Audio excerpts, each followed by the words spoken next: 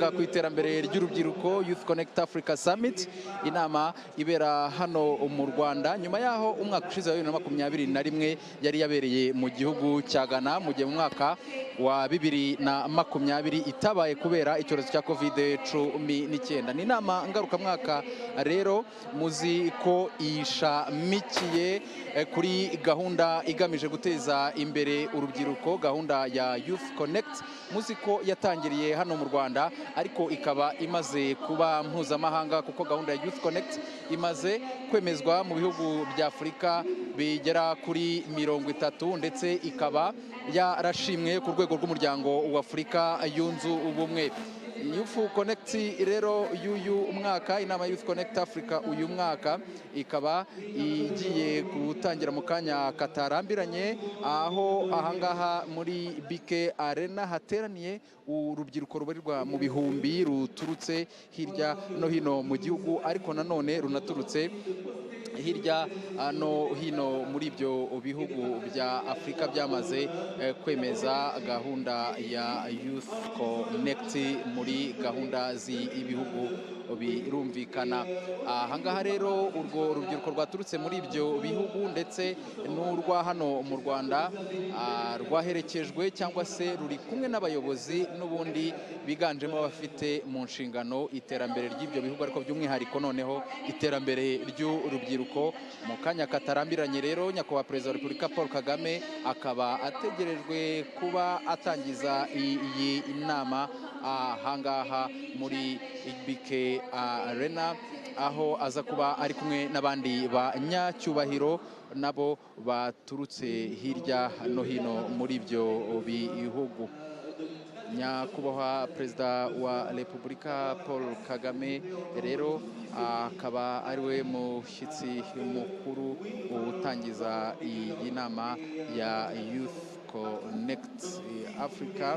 Inama mu by'ukuri twavuga ko ifite insanganyamatsiko igira iti kubakira ubushobozi urubyiruko rwa Afurika, urubyiruko mu by'ukuri rufite ubushobozi bwo budahangarwa, cyangwa se Afurika ifite urubyiruko rufite ubudahangarwa. By'umwihariko muri iyi nama hakaba haganirwa ku buryo bwo guteza imbere inzego zitandukanye urubyiruko rwibonamo, yaba ibizwi nka creative industry cyangwa se ibijyanye no guhanga ibishya mu buryo butandukanye, yaba mu myidagaduro, mu mikino, yewe no bukorikori.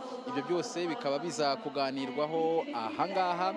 Byumvikana ko abaza kuganira kuri iyi nsanganyamatsiko nabo banyacyubahiro, nabo bayobozi bafite mu nshingano zabo iterambere ry'urubyiruko, ariko ni n'urubyiruko ruri hano mu by'ukuri narwo rwaturutse muri ibyo bihugu. Muzi neza ko umugabane wa Afurika mu by'ukuri ari wo mugabane ufite urubyiruko rwinshi, hafi ababarirwa muri 70% by'abatuye uyu mugabane wa Afurika n'urubyiruko. Byumvikana ko ni imbaraga zikomeye, ni ingufu zikomeye mu by'ukuri zafasha uyu mugabane gutera imbere mu gihe zahabwa mu by'ukuri umurongo ukwiye w'iterambere no kubyazwa umusaruro. Mu Rwanda rero ho murabizi ko nyuma y'igihe cyari gishize hatari minisiteri yihariye ireba urubyiruko, haje gushyirwaho mu by'ukuri minisiteri yihariye ishinzwe iterambere ry'urubyiruko.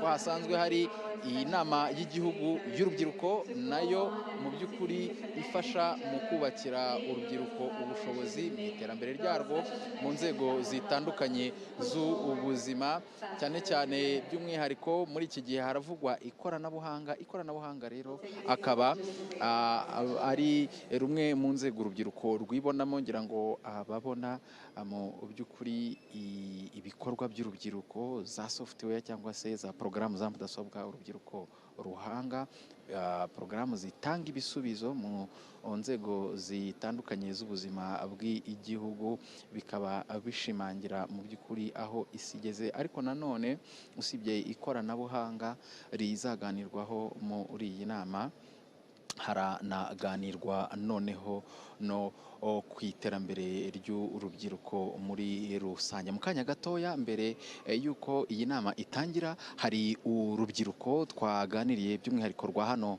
mu Rwanda, uwitwa Ngabo ndetse n'uwitwa Winnie, batubwira mu by'ukuri nabo icyo biteze kuri iyi nama ya Youth Connekt Africa igiye gutangira muri aka kanya. Amazina yanjye ni Ngabo. Ikintu cya mbere cyanzanye kuko nkora business yanjye ishingiye ku bukerarugendo, kandi ubukerarugendo ni abantu. Niteze guhura n'abantu benshi hano, urubyiruko rufite ibitekerezo bitandukanye, urubyiruko rurimo ifiridi zitandukanye. Niteze ko ndi bukure connection nyinshi hano no kunguka ibintu byinshi bijyanye n'ibyo nkora. Mfite n'icyizere ko ndi buhure n'abaroromodo banjye, babandi umuntu aba yigiraho umunsi ku munsi, baraba bari hano. Inama n'ibiganiro biri bukorerwe hano niteguye ko biri bunyungure ikintu kinini nk'umuntu ukora business. Kuri wowe ni urubuga rwo kwaguka muri business? Yego, kuri njyewe ni urubuga rwo kwagura business yanjye. Murakoze cyane. Turi kumwe kandi n'undi mwari ahangaha nawe witabiriye iyi nama ya Youth Connekt Africa, nawe uratwibwira? Amazina yanjye nibaho ntaganira Winnie. Mu by'ukuri Ngabo we amaze kutubwira ko icyo yiteze kuri Youth Connekt Africa nuko kuri we ni urubuga rwo kugira ngo yagure ibikorwa bye bishingiye ku bukerarugendo. Wowe wasobanura ute akamaro ka Youth Connekt kuri wowe n'urundi rubyiruko rwa hano mu Rwanda? Murakoze. Akamaro ka Youth Connekt kuri njyewe n'urundi rubyiruko turi kumwe ahangaha ndetse n'urutaje, icya mbere ni umwanya mwiza tuba tubonye wo gutanga ibitekerezo byacu, ibitekerezo byubaka Afurika, aho tuba turi kumwe n'abayobozi bari mu nzego zifata ibyemezo. Ntekereza yuko iyo utanze ibyo bitekerezo bibasha kuba byashyirwa mu bikorwa, icyo gihe twaba tugeze ku ntego zacu. Murakoze cyane. Ngabo, urubyiruko rumwe rwo mu Rwanda ruri ahangaha ni bamwe mu tubashije kwiyegereza muri aka kanya, tubabaza icyo biteze mu by'ukuri kuri iyi nama ya Youth Connekt Africa igiye gutangira mu kanya katarambiranye. Ariko nk'uko twakomeje kubivuga, ndi kumwe na mugenzi wanjye Amandine ndi ku Masabo, nawe ari kumwe n'urundi rubyiruko rwo mu mahanga ruri hano. Nkurikije bamwe ndeba uko bambaye, Amandine ushobora kuba hari n'abo muri Zimbabwe bageze hano. Thank you very much. We are going to speak to two young, amazing people. Good morning. How does it feel to be here in this summit, Youth Connekt 2022? French, right? It feels so, it's so émouvant. Like, je suis tellement émue d'être là. Je sais pas si je dois parler en français ou en anglais. Okay, so it's so excited to be here, to take part of this conference, of this meeting. So, like, my expectations are very much, like, I'm so happy, so excited for the following. Thank you very much. And where are you from? What's your name and where are you from? And how does it feel to be here in this summit? Well, thank you so much. I am Taurai Kandishaya from Zimbabwe. It's not only exciting, but it's amazing to be part of this conference because it's where young people meet to deliberate on issues that affect them, deliberate on issues that can bring sustainable development to Africa. The investment in youth is not only monetary, but it's about making them understand that we are Africans and we do not have any other country besides Africa, and that we must work for Africa. We must benefit from Africa. We must own Africa. We must control the resources of Africa. In that way, we'll see a developed Africa and an independent, sovereign Africa. What did you expect when you come here? What were you expecting in terms of connecting and investing? Okay, like as the team said, resilient youth, resilient Africa. So it's for people, for youth, like to change their mindset because everything starts from here. Like there are some people when they go to the USA, they think that then you are fine, like you will be good and everything. But let us start change the mindset. Like if you have to, like to be resilient, to know that we are able to do things. As this conference is moving, is changing the mindset, is knowing that we are able to do things like European countries, like the United States, they are. We can do it as well. And as you know, like to know that we are able to face challenges. Excellency Rigathi Gachagua. Nous nous levons tous pour accueillir notre invité d'honneur, son Excellence Paul Kagame, président de la République du Rwanda, et son Excellence le vice-président de la République du Kenya.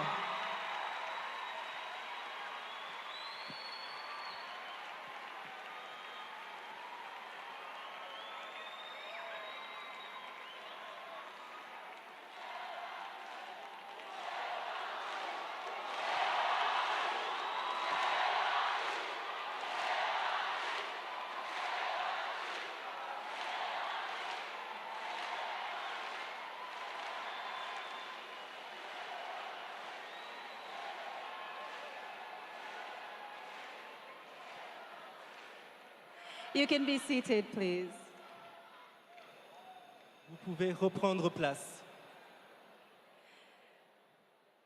Your Excellency, President Kagame, Your Excellency, Deputy President Gachagua, Excellencies, distinguished guests, young people of Africa and of the world, all protocol observed, welcome officially to the 5th edition of Youth Connekt Summit right here in Africa, Kigali, Rwanda.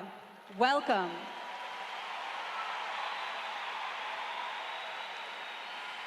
We're operating under the theme Accelerating Investments in Youth, Resilient Africa. My name is Makeda Mahadio. Et je suis David Carmel Ingabire. Encore une fois, bienvenue à tous au 5e sommet de Youth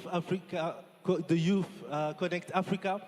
Et nous sommes des milliers ensemble et nous venons de 98 pays différents et tous nous sommes rassemblés pour analyser les défis auxquels font face nous les jeunes, les opportunités devant nous et proposer des solutions adéquates et adaptées à notre contexte car nous sommes une jeunesse résiliente, enfants d'une Afrique résiliente. Encore une fois, bienvenue à Youth Connekt 2022. Now the time has come for us to officially open the program and of course set the tone for the next few days of the summit and of so much engagement. So to make the official opening remarks, I'd like to take this moment to ask you to join us in welcoming our first speaker. Please welcome the Minister of Youth and Culture, Honorable Rosemary Mbabazi.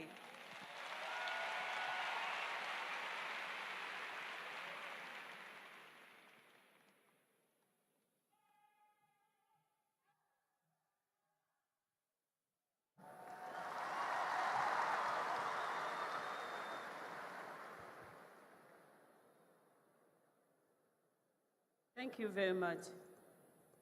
Your Excellency, the President of the Republic of Rwanda, Your Excellency, the Deputy President of the Republic of Kenya, Your Excellency, the Vice President of African Development Bank, Honorable Ministers in charge of Youth Affairs and colleagues, Excellencies, heads of diplomatic mission, friends and partners from United Nations agencies, private, public sector and civil society, and our young people, good morning, bonjour.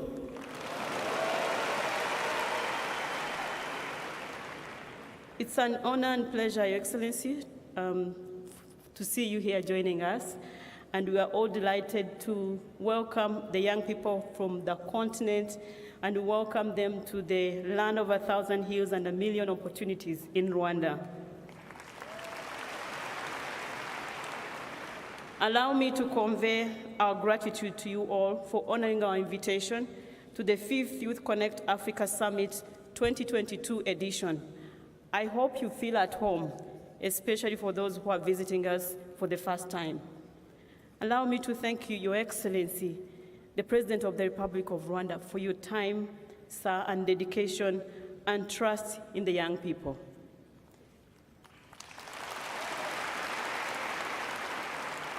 We thank you very much for being a global champion for youth empowerment. Being with us here today and amidst your busy schedules is a valued opportunity that the young people cannot afford to take for granted. We wish to recognize His Excellency, the Deputy President of the Republic of Kenya, who had to fly in this morning to be with the youth of Africa. Thank you very much, Your Excellency. In our midst, Your Excellencies, if you may allow, I just want to mention the ministers in charge of youth who are with us, and they came with big delegations from their countries. I'll just mention the countries, and they rise up later for recognition, if you allow, Your Excellencies.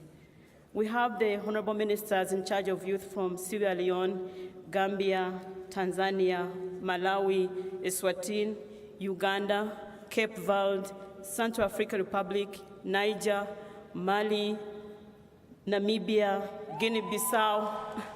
You can also support others.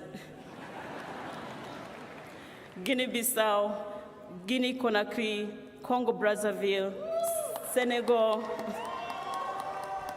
Ghana, Liberia, and of course, Rwanda.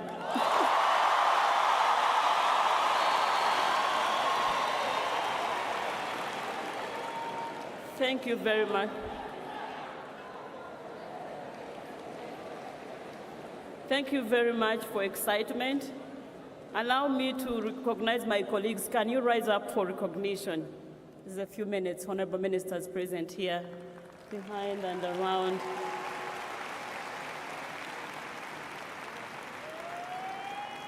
Thank you very much. Youth Connekt Africa Summit is a continental youth gathering with a goal to connect youth with their peers, leaders, role models, skills and resources to promote employability skills and also access finance and civic engagement and enhance entrepreneurship opportunities.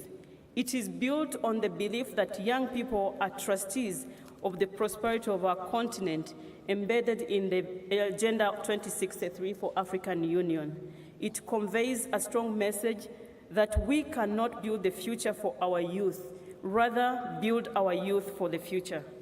Young people, you have a market of 1.2 billion to serve, a continent to connect through technology and innovation, agriculture to transform, and also digital and gender gaps to close, as well as an environment to protect. Just to mention a few, this calls for your commitment, your zeal, your determination, and resilience from the youth and the entire ecosystem support. The youth of Africa, let's not give up on our continent. Africa is all that we have. When you are resilient, Africa will be resilient.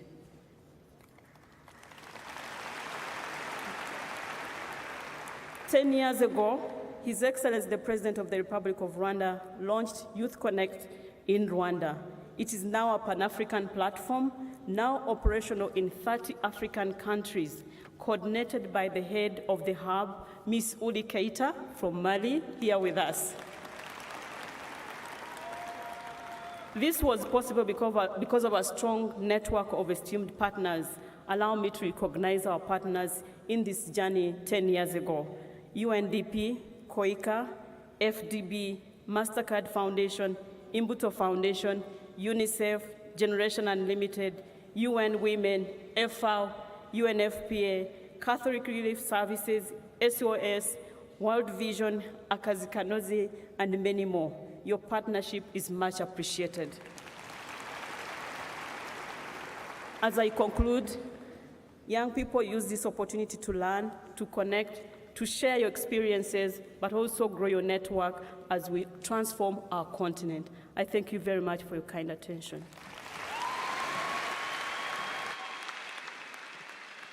Thank you so much, Honorable Minister, for those warm and motivating words of welcome for us. If we can take the dancing and celebrating this morning as any indication, I think all of our visitors and guests have made themselves at home here in Rwanda. Now, as we all know here, collaboration and cooperation is one of the big keys to moving further, faster. And our next speaker is one of those invaluable partners that the Youth Connekt team has. So on behalf of the UN Development Agency, please welcome the UNDP Country Representative for Rwanda, Mr. Maxwell Gomera.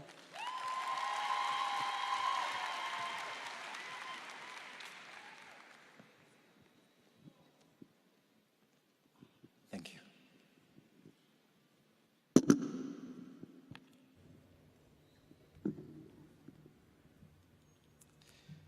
Nyakubahwa Perezida wa Repubulika y'u Rwanda,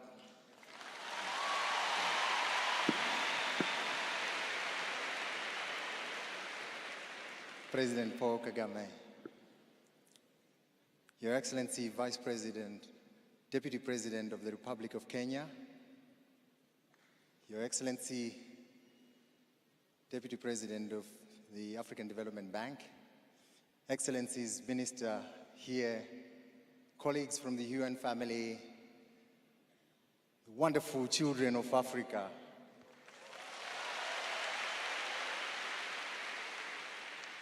good morning.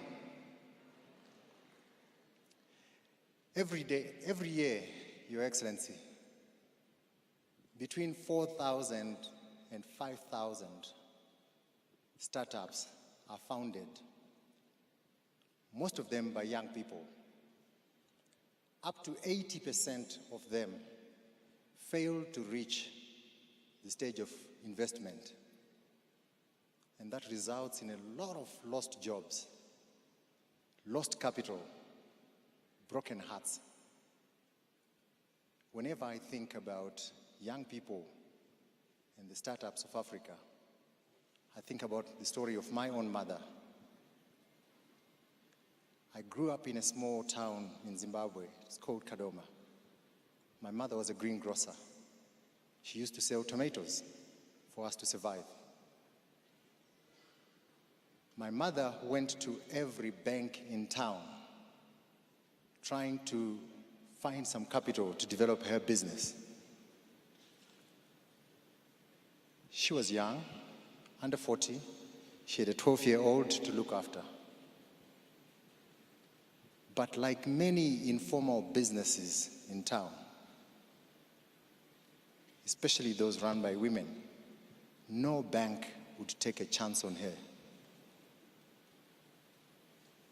And her business failed to grow to the potential that it could have. Eventually, she had to give up on part of her dream.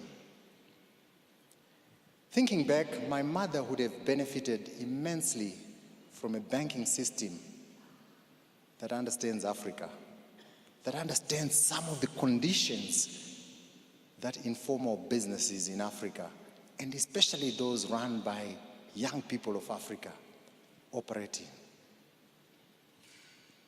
Instead, her business stayed small. Her dreams stayed small. Mainly just her and me.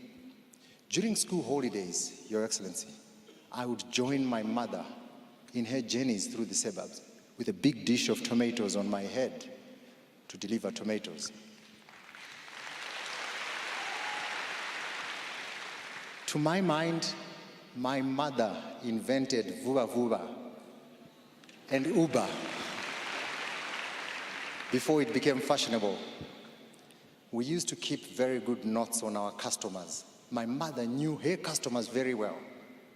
Long before the banks even invented Know Your Customer, my mother was doing it. But all of that did not come to fruition, and times were hard, and getting harder, especially for a woman during that time. The currency was losing value, and eventually, as conditions became difficult, she had to scale down her business. By the time we got the environment right, the big supermarkets had taken over her business. Now I'm reminded of my mother's story when I look at the state of young people and their ambitions in Africa today. Like my mother then, young people do not have access to the funding that they need to be able to run their businesses. Up to 42% of young people fail to get that funding. Like my mother, sometimes those young people, their dreams remain a hobby. They are unable to scale the challenge between their dream and going to the market, getting the first 100 customers. And they do not have access to mentorship. the best businesses in the world are those who are able to understand detail and to be able to put a pitch deck that will wow everybody. They do not have access to that. Yet this is a thing that we can solve, Your Excellency. And I'm so delighted that with your leadership, Your Excellency, Rwanda is leading the world.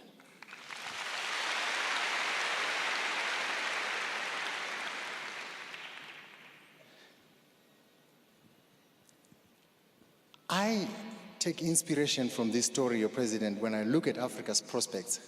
Africa's prosperity needs supercharging with youth as an engine for growth. We can harness the power of Africa's youth, of everybody in here, when we have support offers that enable the best ideas to grow to scale. That is the basic bargain that we can give to our children, the youth of Africa. Now, my mother did not manage to build a strong business. She built a strong enough business which supported her family. And although she did not live long enough to witness it, today, the son that she supported through school is the resident representative of the United Nations Development Program here in Rwanda. There are many such stories, and I'm glad that we have your leadership to improve on those stories. Thank you.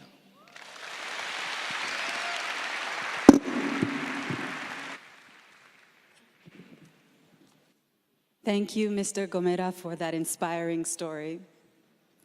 Our next speaker comes to us on behalf of another essential partner to the Youth Connekt mission.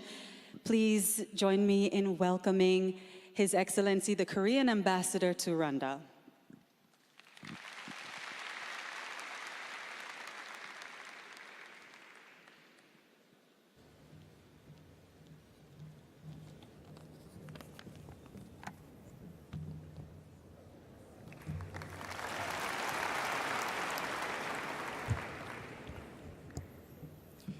Your Excellency, President of the Republic of Rwanda, Your Excellency, Vice President of the Republic of Kenya, Honorable Ministers, members of diplomatic corps, AU Commission leaders, UN agencies, and international organizations, distinguished guests, dear Africa's youth, good morning.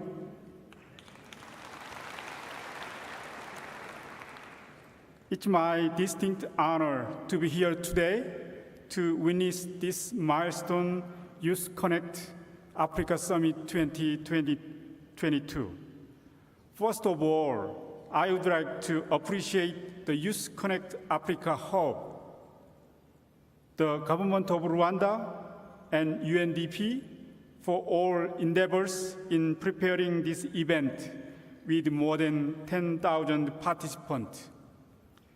Most importantly, I believe that the participation of all the youth has made this initiative possible. It is a great achievement that Youth Connekt Africa Hub now is one of the implementing partners of the African Union, which will lead Africa's youth from 28 countries to move forward globally representing their continent. The Korean government has supported Youth Connekt Africa initiative since 2019. Under a solidarity partnership with the Rwandan government and UNDP, contributing to expanding the program nationally and then regionally.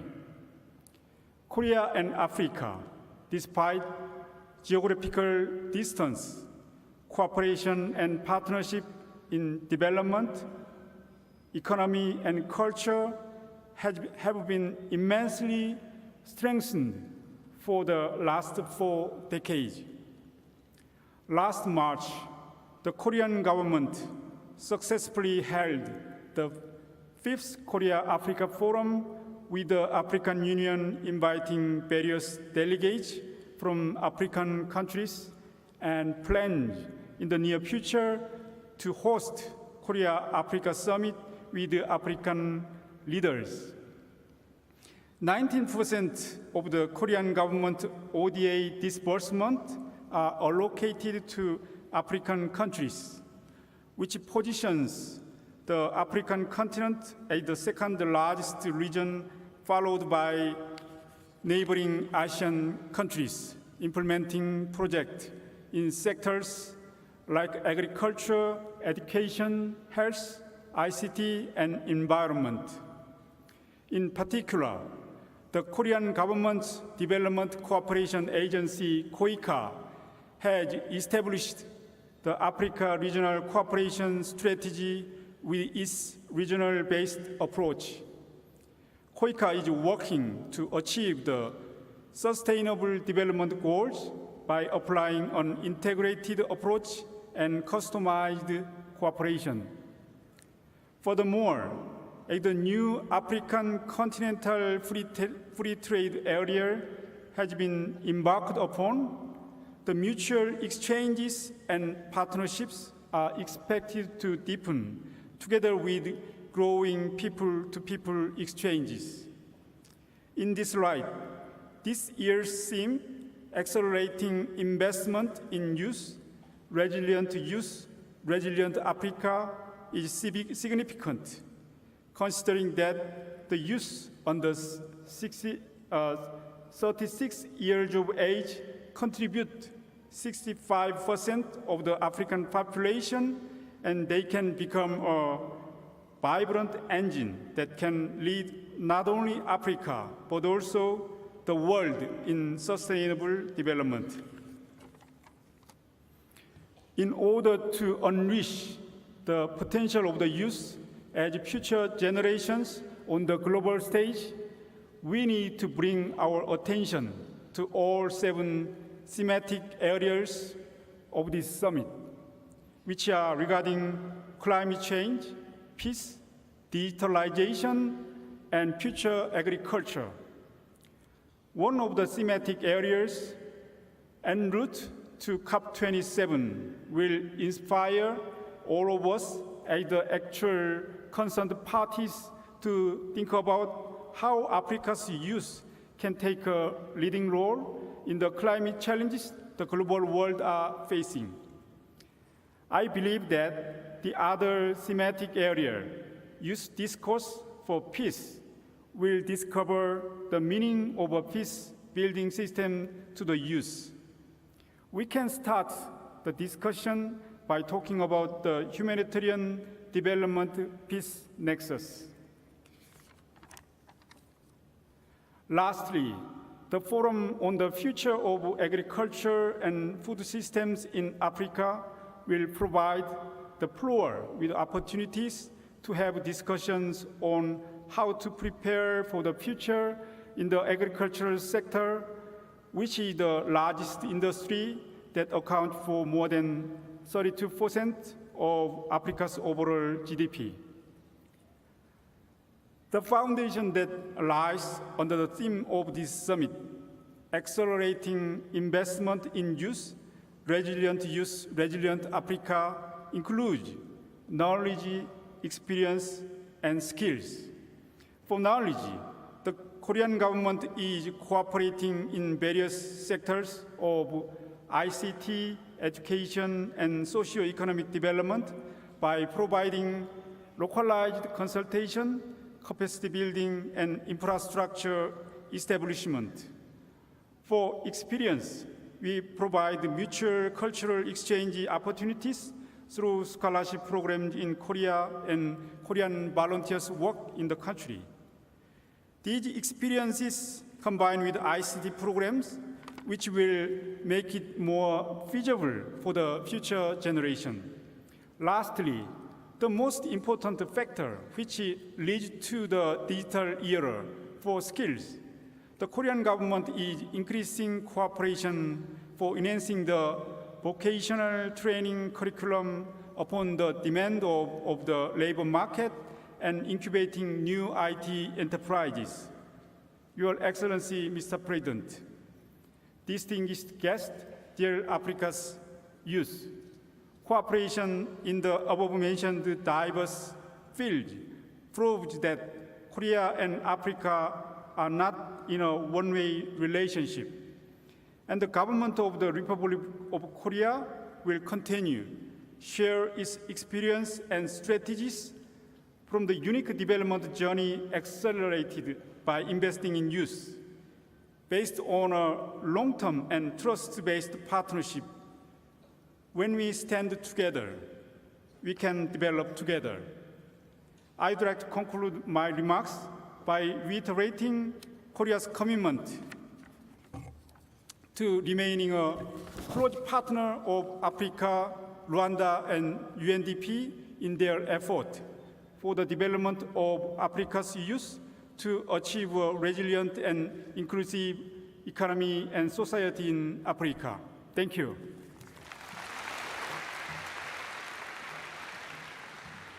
Thank you, Ambassador Chai, for your presence and for your partnership. Ladies and gentlemen, we now request that you please turn your attention to the screens as we prepare to receive the remarks of our next speaker, His Excellency, the President of the Republic of Namibia.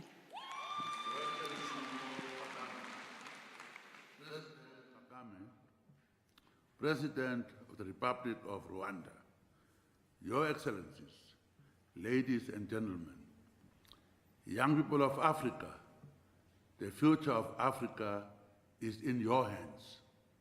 Thus, I am delighted to participate, this opportunity to participate at this year's Youth Connect Africa Summit, convening under the theme, quote unquote, accelerating investment in youth, resilient Africa. Indeed, the Youth Connect Africa Summit, first hosted in Kigali in 2017, has grown into a formidable event for the young people of Africa. Therefore, let me thank my dear brother, President Paul Kagame, for having invited me to be part of this experience. As you know, due to the COVID-19 pandemic, the past 2 years have been extremely difficult. However, we believe that in every crisis lies an opportunity.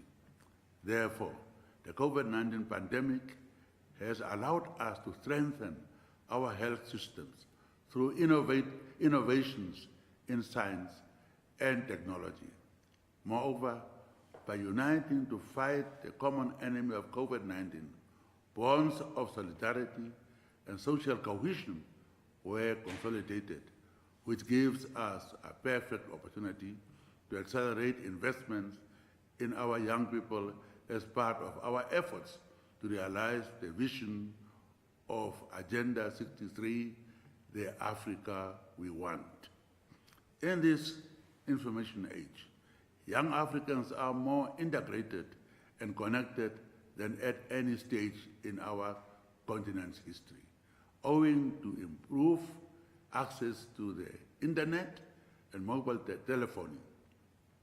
Digital channels and social media have resulted in an intensification of actors and the rise of second-rate diplomacy. Therefore, young people of Africa should embrace the fourth industrial revolution as part of the economic transformation of the continent. I'm confident that efforts will continue across all African Union member states to enhance youth participation and inclusion through representation at all levels of decision-making. Namibia is deep into its demographic window of opportunity, which opened to us in early 1990s. In order to harness the demographic dividend, the Namibian government is in the process of implementing a cross-cutting national youth policy, which incorporates youth development programs.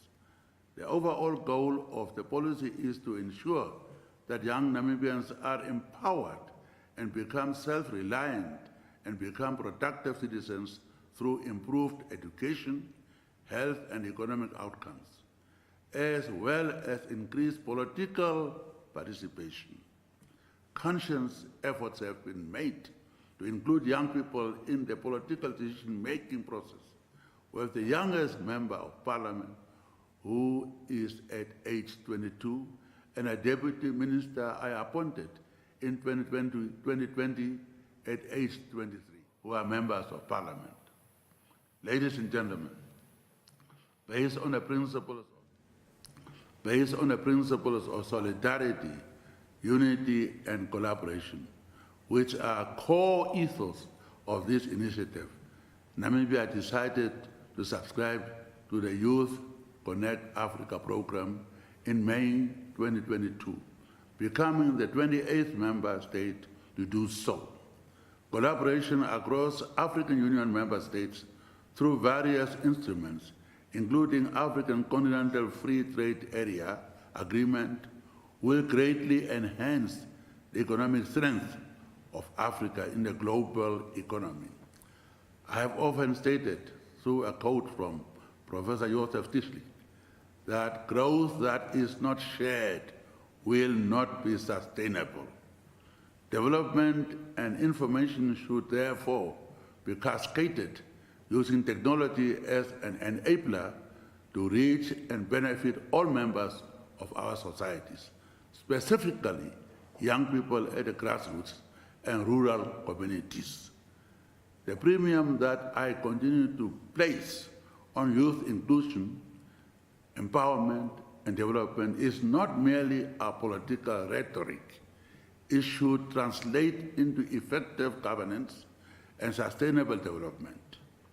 Young people must actively participate and be meaningfully engaged in our Agenda 2063 developmental aspirations.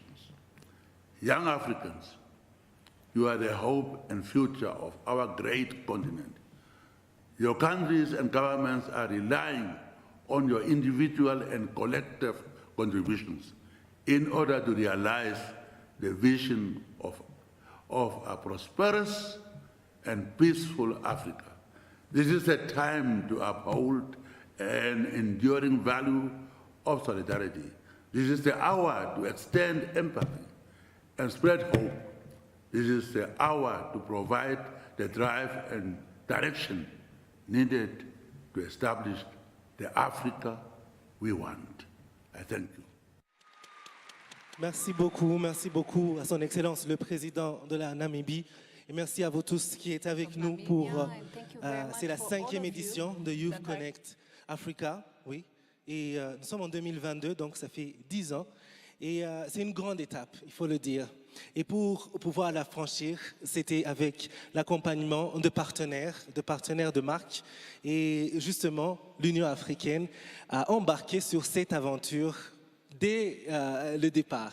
Et c'est un partenaire de valeur. Et justement, en continuant à garder nos yeux sur les écrans, nous allons suivre le message de notre prochain invité de marque, qui est son Excellence Macky Sall. Il est le président du Sénégal, mais aussi président en exercice de l'Union africaine. Suivez. Cher Paul, mesdames et messieurs, chers jeunes, c'est avec un grand plaisir que je me joins à mon frère et ami, le président Paul Kagame, pour m'adresser à la 5e édition du sommet Youth Connekt Africa. Merci beaucoup, Paul, pour ton aimable invitation et les efforts que tu consacres à la jeunesse de notre continent. Prendre soin de notre jeunesse est le meilleur investissement que nous pouvons faire pour le présent et le futur, parce que ce sont les jeunes qui assureront la relève demain. Dans mon adresse à la 77e session de l'Assemblée générale des Nations unies, le 21 septembre dernier, j'ai rappelé qu'il y a certes l'Afrique des problèmes que nous n'ignorons pas, mais qu'il y a aussi l'Afrique des solutions, dont fait partie sa jeunesse vibrante et créative, qui innove, entreprend et réussit. Cette jeunesse, c'est vous. Voilà pourquoi, dans une société dominée par l'économie du savoir et du savoir-faire, vous devez sans cesse apprendre à être confiant en vous-même, à vous informer et vous former pour vous préparer à relever les défis du futur. En tant que dirigeants, il nous appartient de créer les conditions propices qui ouvrent la voie pour l'épanouissement socio-professionnel des jeunes.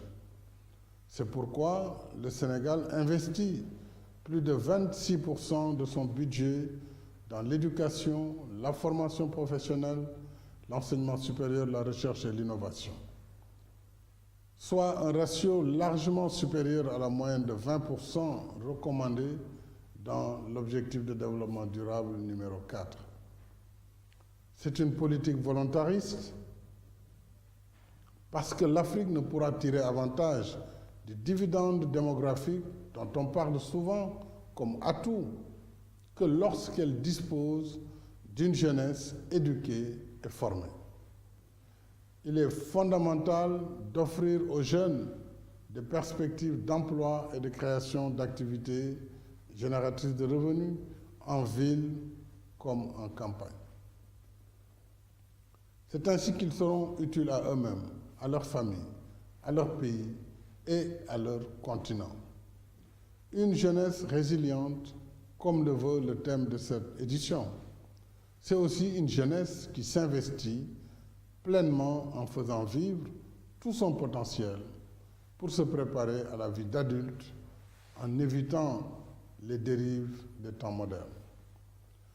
En restant ouvert aux apports positifs de l'extérieur, vous devez vivre et pratiquer sans complexe les valeurs de culture et de civilisation qui vous sont propres, en lieu et place d'un mimétisme qui vous dépouille de votre personnalité et de votre identité commune. Chacun de vous peut être un leader à sa propre manière en embrassant la culture de la gagne et en refusant le piège de l'afro-pessimisme et de l'autoflagellation qui n'est rien d'autre qu'une forme de négation de soi. Merci Paul pour cette magnifique occasion de parler à notre jeunesse. Merci chers jeunes d'incarner par votre résilience et votre vitalité la force de l'Afrique de nos rêves. Une Afrique apaisée, stable, unie et prospère. Je souhaite plein succès à vos assises.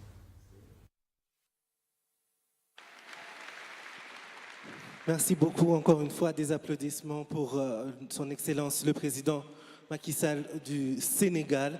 Et bien sûr, nous continuons avec notre programme du jour. Nous vous avons promis différentes personnalités de marque qui prendront la parole.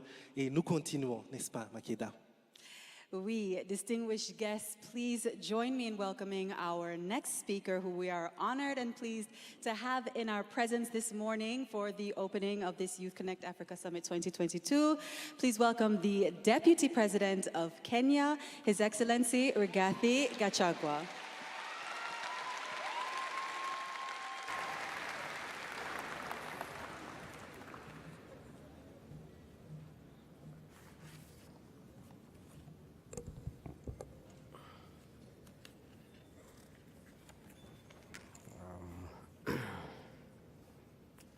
President of the Republic of Rwanda, His Excellency Paul Kagame,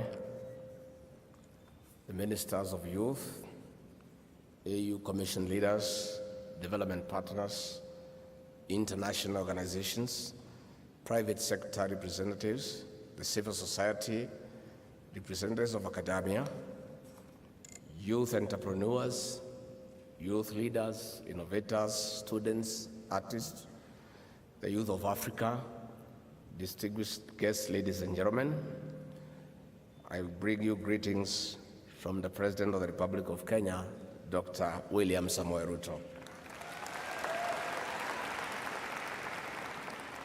I also bring you a message of love and goodwill from your colleagues, the young people of the great Republic of Kenya. I'm grateful to join all of you for the 5th edition of the Youth Connekt Africa Summit. I'm glad because I believe the continuous dialogue about young people and the consequent actions are the definitive elements in the calculations of Africa's prosperity at this moment in time. The truth is, outside of young people, Africa is not going to discover any new significant forces or resources for transformative growth, especially living as we are at a time in history when the world is shaking off global pandemic, adapting to climate change, and crisis of food insecurity and high cost of living. Ladies and gentlemen, young people are on the front lines of the socio-economic challenges that bedevil our nations, whether it's unemployment, access to capital, climate change, food security, or exclusion. That is why I find the theme, accelerating investments in youth, resilient Africa, an honest expression of what our collective desire for growth and prosperity demands from us, an investment in our young people. This is especially critical because the youth are the majority in Africa and in my own country, Kenya. It is vital to strategically acknowledge this majority. The use of the word investment signals some kind of return, and for most of us in this room, we talk endlessly about demographic dividend. There are two key points that I fear get lost in a conversation about this great prosperity that we love to call the demographic dividend.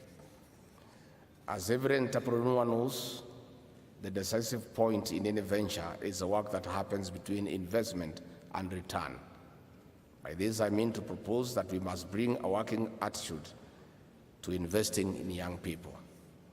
The investment that we make is one not just in currency, but in sweat, tenacity, and unrelenting effort across the private and public sector. What we do today will not be enough. We must come back tomorrow and work harder. The second point is that we realize the demographic dividend of a continent where the majority of people are young. The first fruits of the harvest must go to the young people.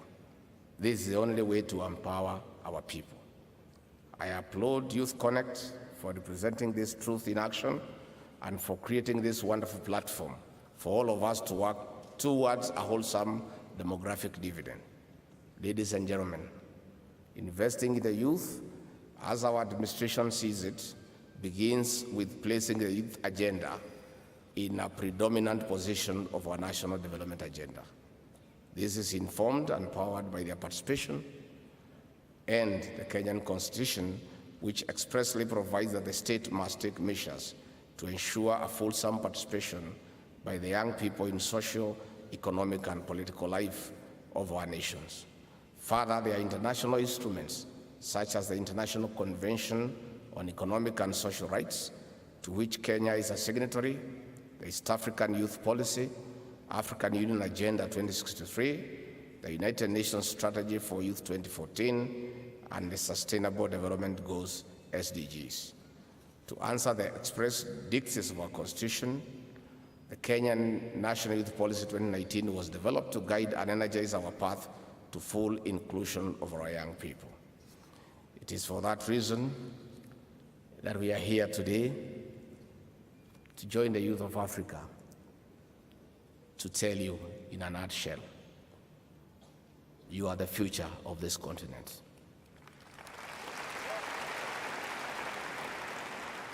We want to tell our young people that the people of this continent, especially the elder population, is in your hands. you have what it takes to take this continent to the next level.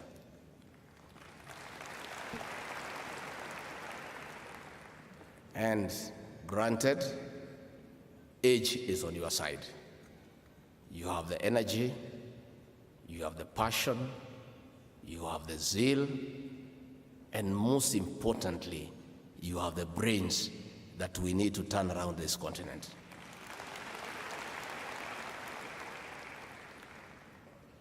We want to urge the youth of Africa to take your rightful role and dictate the path of development in this continent that was in a derogatory manner referred many decades ago as a sleeping giant.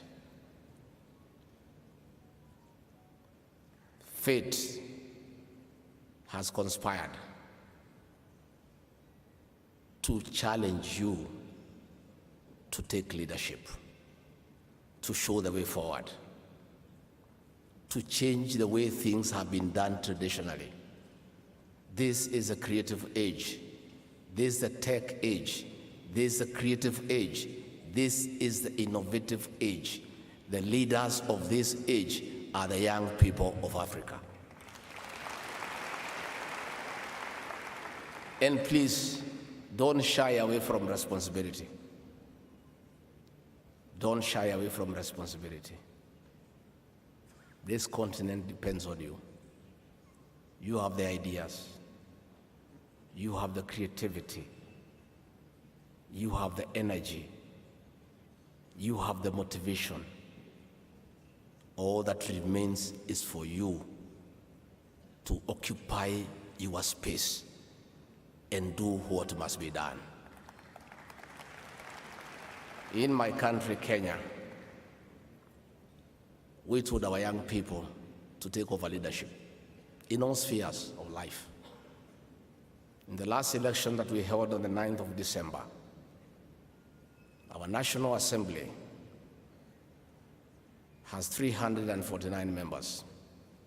Young people of your age went to the elections, traveled around the country, sold the youth agenda, convinced the people of Kenya that they have what it takes to lead them, to change their ways of life, to improve their quality of life.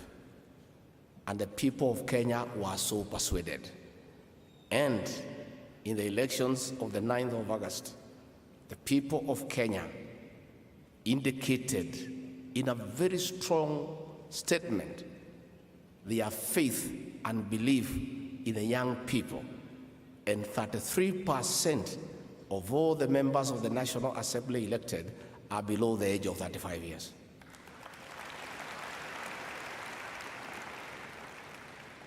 The Kenyan National Assembly is in the hands of the young people. It's up to them now to set the youth agenda. It's up to them now to push for what the youth of that country want. I'm challenging you, the youth of Africa. When you go back home, take leadership positions in your countries. Get into government. Get into your parliament. Push the youth agenda from inside. I want to challenge the youth of Africa. Take your rightful place in the decision-making table. Where all decisions are made, let the youth be represented, and in a very big way, so that your voice can be loud and your voice can count.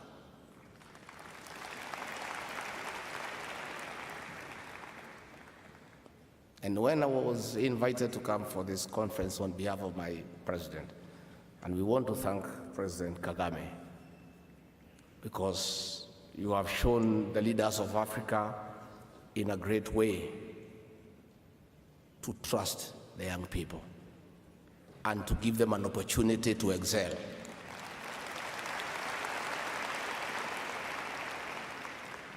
Many leaders across the world are scared of inviting the young people to come to the decision-making table for fear that they will replace them. President Kagame has shown the way for the world by mentoring young people, by giving them an opportunity to make a contribution to humanity and to mankind,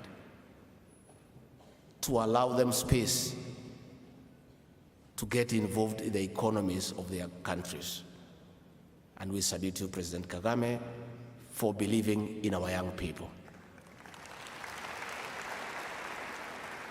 To demonstrate how practical it is for our young people to take over leadership in Africa and chart the path for our young people from inside and from the decision-making table. I came with 12 young leaders just to present to this conference, who were elected just the other day and whom we have given immense responsibilities in the National Assembly so that the young people can start taking their rightful place in the leadership of this continent and charting the way forward in matters economy, finance, investment, and ICT. I'd like to ask our leaders whom I came with, I'd like to introduce them to this conference so that you can see. Are they near?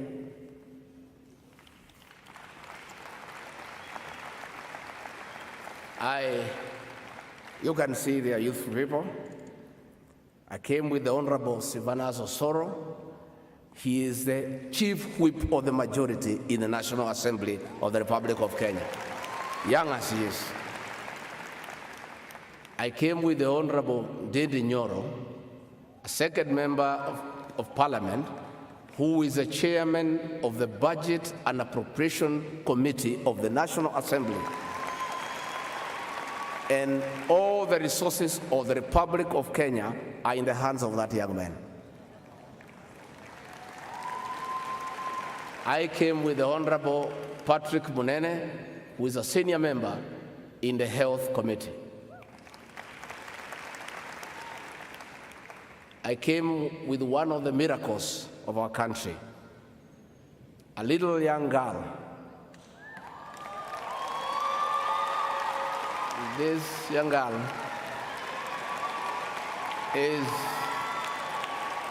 she is 24 years old,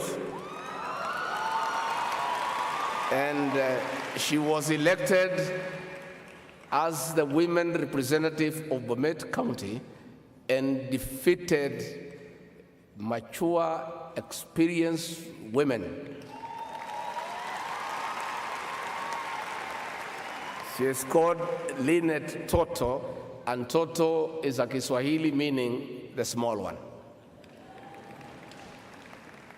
I came with the Honorable Kiborek, a young man from Baringo County. I have with me the Honorable Muhammad Ali from the county of Mombasa. I have with me the Honorable Pamela Njoki, the women representative of Ebu County. I have with me the Honorable Vincent Kawaya from Machakos County. I have with me, who was then the youngest member of Parliament in the last election in the entire National Assembly, the Honorable John Paul Moiregi. I came with me with the Honorable Ken Aramat. I came with the Honorable Joseph Lemegit. And I came with the youngest senator in the Republic of Kenya, the Honorable Karongo Thanga.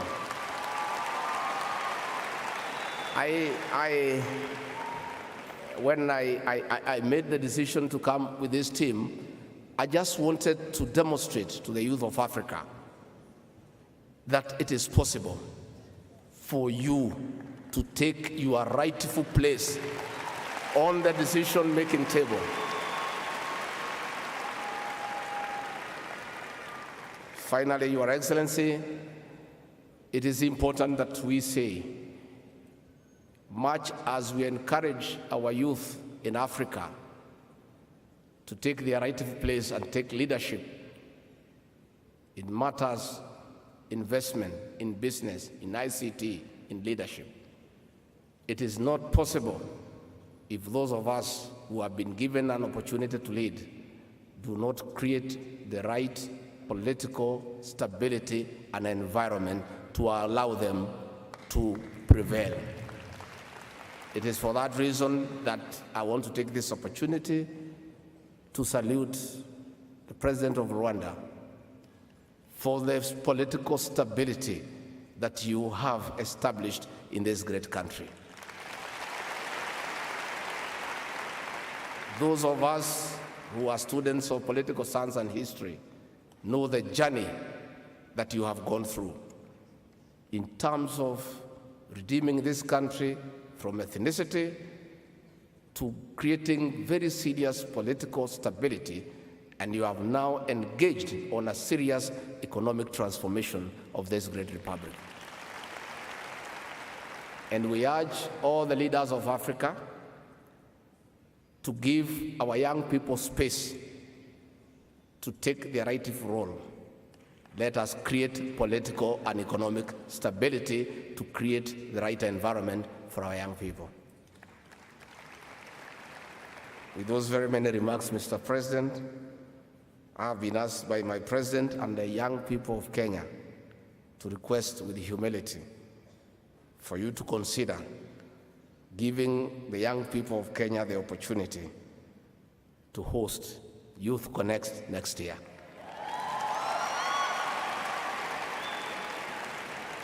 If that request is granted, in anticipation, I welcome you to the great city of Nairobi and to the Kenyan nation, where people are very hospitable and where we have abundance of Africa's widest wildlife species that you can come and have a look. With those very many remarks, I salute the youth of Africa. We respect you, we love you, we have hope in you. Thank you very much.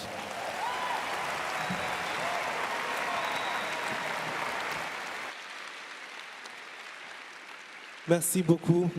Encore une fois, nos applaudissements pour son Excellence, le vice-président du Kenya, qui nous a rejoints pour ce 5e sommet de Youth Connekt Africa, et pour son message de valeur, la valeur des jeunes, et nous nous sentons valorisés vraiment aujourd'hui. Et nous continuons avec nos invités d'honneur. Absolutely. Distinguished guests, young people of Africa, brothers and sisters, to make his keynote speech, please join me in giving him a warm, warm, warm welcome. Please welcome our guest of honor, the President of the Republic of Rwanda, His Excellency, Paul Kagame.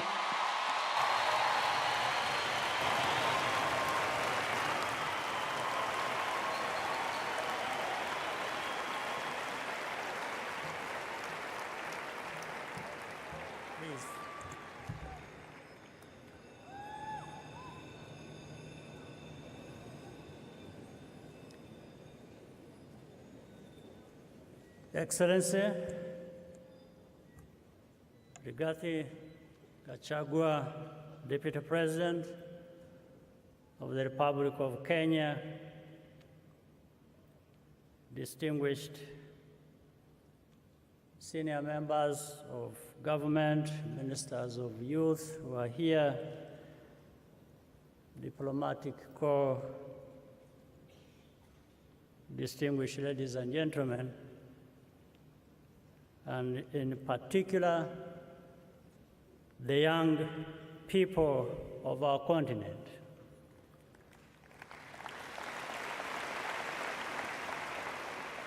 It is a great pleasure to welcome you all to Rwanda and to the 5th edition of Youth Connekt Africa. Before I proceed, I want to thank again the heads of state who joined us virtually, the President of Senegal, Chair of the African Union, the President of Namibia, all who joined us for this summit. Deputy President of the Republic of Kenya, I wanted to thank you, and please extend my thanks to my brother, President William Ruto, the President of the Republic of Kenya. I want to thank you for joining us in person, Deputy President, and thank the members of your delegation also for being with us. As for the final request you make, I think with your remarks, everybody around seemed to be persuaded. I can speak on my own behalf, but also, I guess, on behalf of others. So you might see us in Nairobi in bigger numbers than there are here for looking forward to that. It has already been 10 years since this important forum was launched right here in Rwanda. Youth Connekt has become a powerhouse, bringing together thousands of young people every year to contribute solutions and learn from each other. I thank all partners and friends for being part of this journey from the beginning, with particular recognition of the United Nations Development Program, UNDP, and the Korea International Cooperation Agency, KOICA. A big thank you goes to every young person in this room.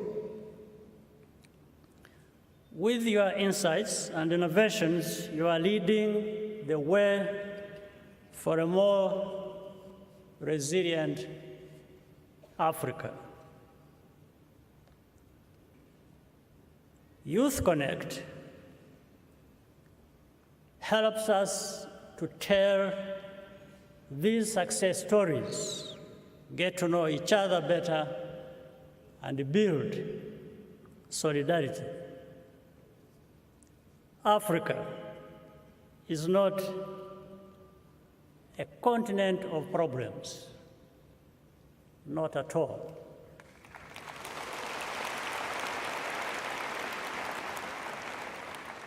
Yes, there are problems. But where don't you find problems? The world over, there are problems.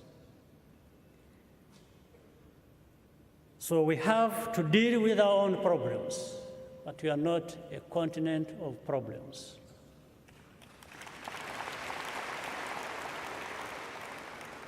At least, we must also, and as leaders, we must also do our part to recognize that young people are equal partners in our development agenda. We know you have ideas on how to trade more effectively, build stronger health systems, combat climate change, reduce inequality, and much more. We therefore have a duty to listen to you, and work with you.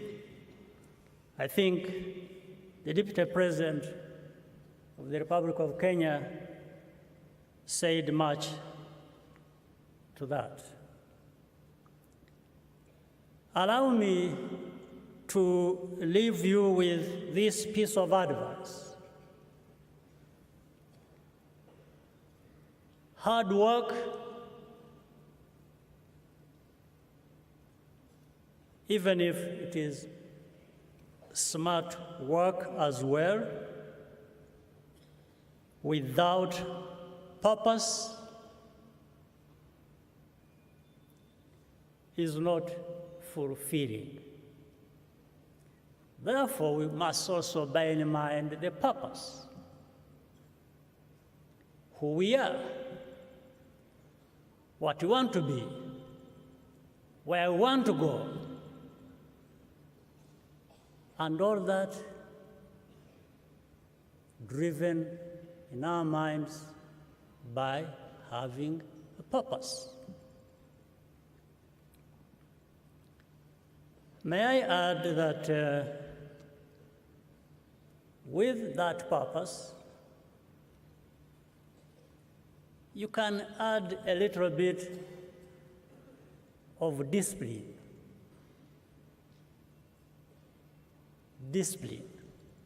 Discipline guides us, measures,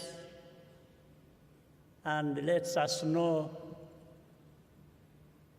the excesses we have to deal with, whether personally or at the level of society.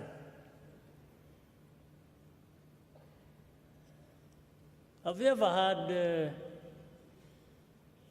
anywhere anybody complaining about having a bit of discipline? Have you ever heard of anybody who lost this or that because of discipline? So let's try it a little bit in our daily lives. It will serve us well. It helps people think, put value to every step of their way. It guides us in the right direction. Whether it is politics, is a bit of discipline. Whichever part of life, it should involve a bit of that. Of course, everything in excess has its own problems. So again, I'm saying just try even with a little bit, and we will be where we want to be. 28 years ago, when Rwanda was at its lowest point,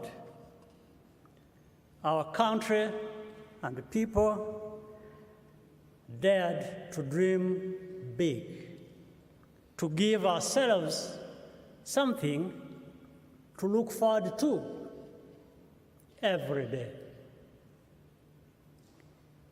We worked hard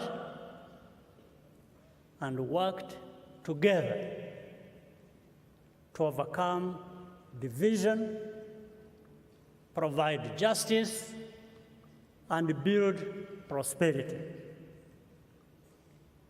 For the past 2 decades, this vision has become Rwanda's purpose and the reason for everything that we do.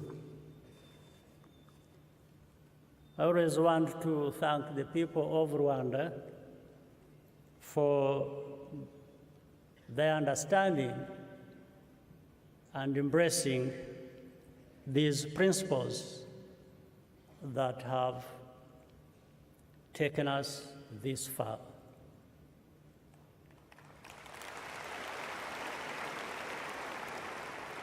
whatever your purpose, do not get discouraged by doubts. Begin by not doubting yourself. Try to overcome that. And ultimately, you, your family, your country, and our continent will be better off for it. Once again, I want to thank you for being with us. I wish you a successful summit and an enjoyable stay in Rwanda. And thank again those people who joined us from outside in person or virtually. We are looking forward to even more productive summit next time. Thank you for listening.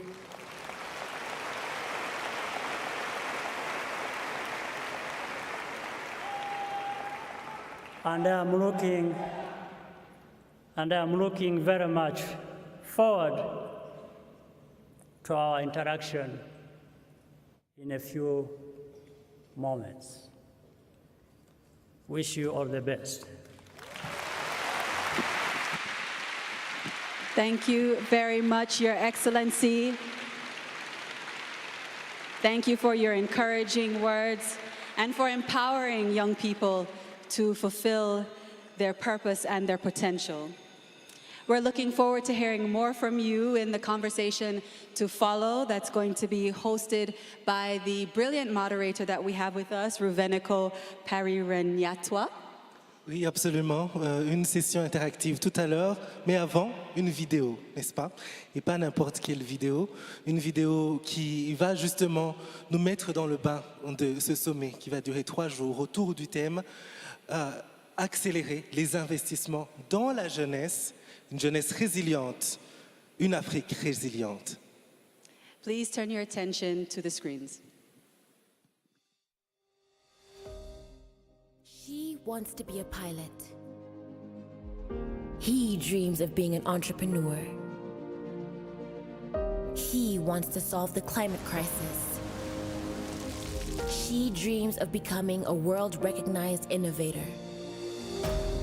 1.4 billion of us, with unique dreams, unique needs, a common goal to prosper. 10 years ago, Youth Connekt Africa was born in Rwanda. Hundreds of young entrepreneurs were supported, and thousands of jobs were created for, by youth. Millions were impacted by their communities. 10 years later, we are now 30 nations strong and rising. Together, we are implementing the Africa Youth Charter. We are emerging in the cultural and creative industry. Yes, we are investing in our sports. We now understand that Africa's digital era is now. Let's join our efforts. Il est temps que nous prenions les rênes pour protéger et sauvegarder la terre de nos ancêtres. A resilient Africa is a continent without warfare and conflict. A resilient youth is one that will stand strong and protect our continent from security threats. Our beautiful Africa brims with so much talent. Oh, the momentum we could drive with this much creativity and enthusiasm. I am a force, unleashed when empowered in pursuing my dreams. Mais avant tout, je sais bien que ma santé et bien-être sont prioritaires. A healthy society sure makes a thriving continent. Yes, it is true. By accelerating investments in me, you are building a world of possibilities for me. I am flourishing. I am becoming the vision, because a resilient youth makes a resilient Africa.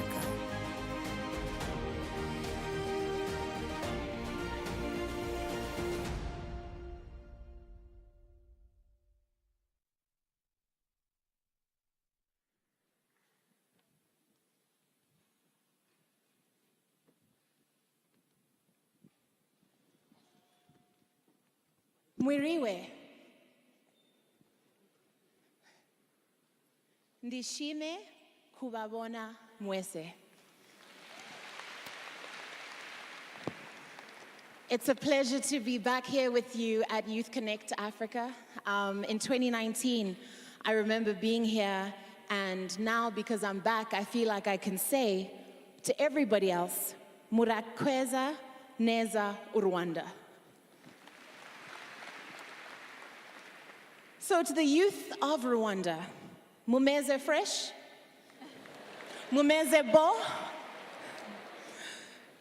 Jambo, salibonani, bonjour, salam alaikum, makadi.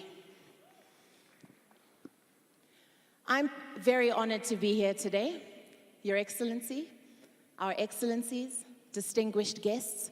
We have had a morning where we have heard from our honorable guests, right? The guests of honor.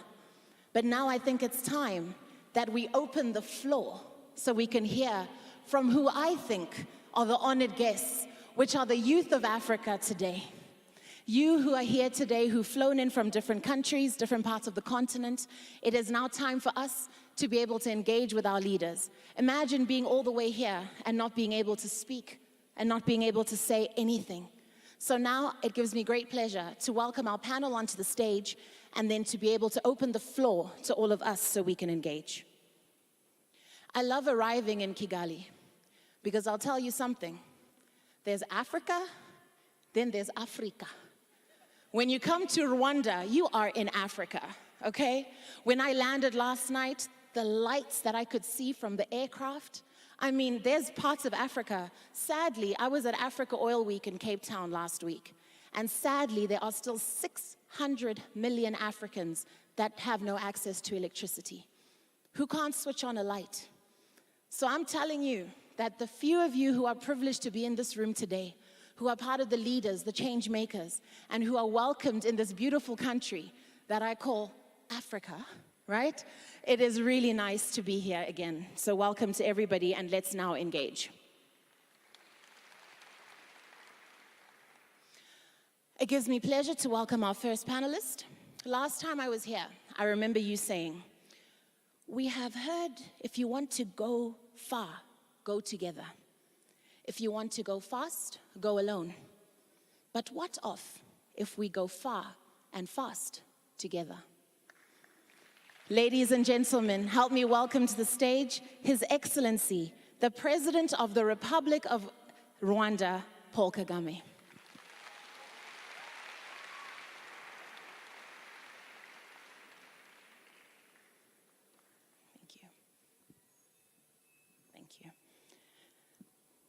Our next panelist, now, he has flown in from Kenya, and he is the Deputy President of the Republic of Kenya. And sir, while I applaud the young delegation you brought, I'd like to just take a moment to further applaud the two women in your delegation. Ladies, if you could please rise so we see you again, and give you a round of applause. The two ladies from Kenya who are part of this all-men delegation, we salute you. Ladies and gentlemen, the Deputy President of the Republic of Kenya, His Excellency Rigathi Gachagua.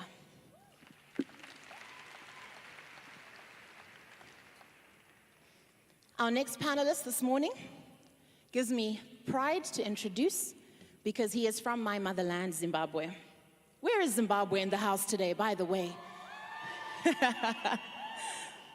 He is the UNDP country representative, Mr. Maxwell Gomera. And let's give a round of applause for his mother, who has the patent for KYC, know your customer, as far back as when she was selling tomatoes. Thank you. And last but in no means least, the Minister of Youth and Culture of Rwanda, Honorable Rosemary Mbabazi. Thank you, ma'am.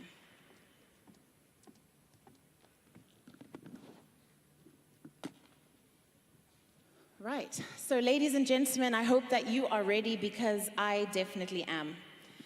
I'll start with Your Excellency, President Kagame, to open our floor and to begin our conversation here this morning. Now, we are in an ever-changing global environment.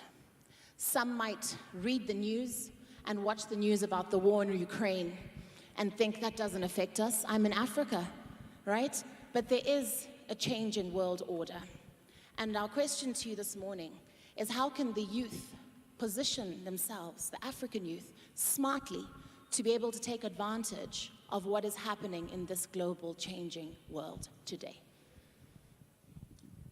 Right. First of all,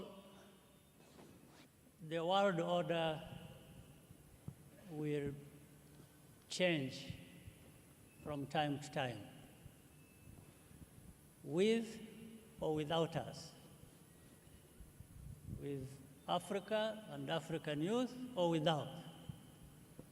So we are left with really a simple and very clear particular choice to make and something to do. Do we want to be part of what influences the change of the world order or not? For me, the answer again is clear. We not only want to do that, we actually must do it. Otherwise, I don't think it's a good story to tell that every time we are marginalized. In fact, when people talk about Africa being marginalized, there is nobody that marginalizes them, the Africans, other than ourselves. Because that's a challenge we must confront. And if we decide to confront that, we shall make headways. So, back to the very point, the world order keeps changing, and Africa, we keep being left behind. So we must address these problems best even on the topical issues that were talked about here, the very reasons why there is this summit. The youth will be part of any process for our continent if, again, as said earlier, they are able to find their rightful place. But here, it is not just for them to find the rightful place for themselves, and when I'm saying the youth, I'm really talking about us as well. I'm talking about the continent. So there has to be also that enabling environment, which all was well said earlier by the previous speakers. So the interaction between the desire, the drive, the energy, the need of the youth to take their positions, their rightful positions, and do the best, starting with themselves, but they are actually doing the best for the continent. And then the structures as we have them on our continent of governance, whatever exists in our society, in our politics, all being sensitive to the fact that that interaction between what one side does helps support the direction of the other side. So the youth, the political structures as we have them, coming together, allowing each other that space and interaction will, one, strengthen us, but it will also strengthen us to be able to contribute to what leads to the change in the world order. The world order is being influenced by those who have something in their hands. They have the tools, they have the power, they have, well, sometimes they even tell you it doesn't matter for them, they are pursuing their interests. Then they talk about doing whatever they are doing based on their values. So you have to take a step back, ourselves, meaning Africans, and say, don't we have interests? Are we really going to be people who have no interests? Or are we going to be people who are constantly referred to as having no values and must be driven by other people's values? I think Africa has had and has values. We have had values before anybody else, if you will, in this world. So again, it's up to us. It's just upon us to be able to do soul searching and look at each other in the eye and say, there is a lot we can do individually, the youth, but for each other, and cover the society of our continent. So we need to just move from these statements and theories and go to the real life, real thing, where the Africans, we need to show up. We need to tap into our resources and resourcefulness to be able to be part of what changes the world order. Thank you, Your Excellency.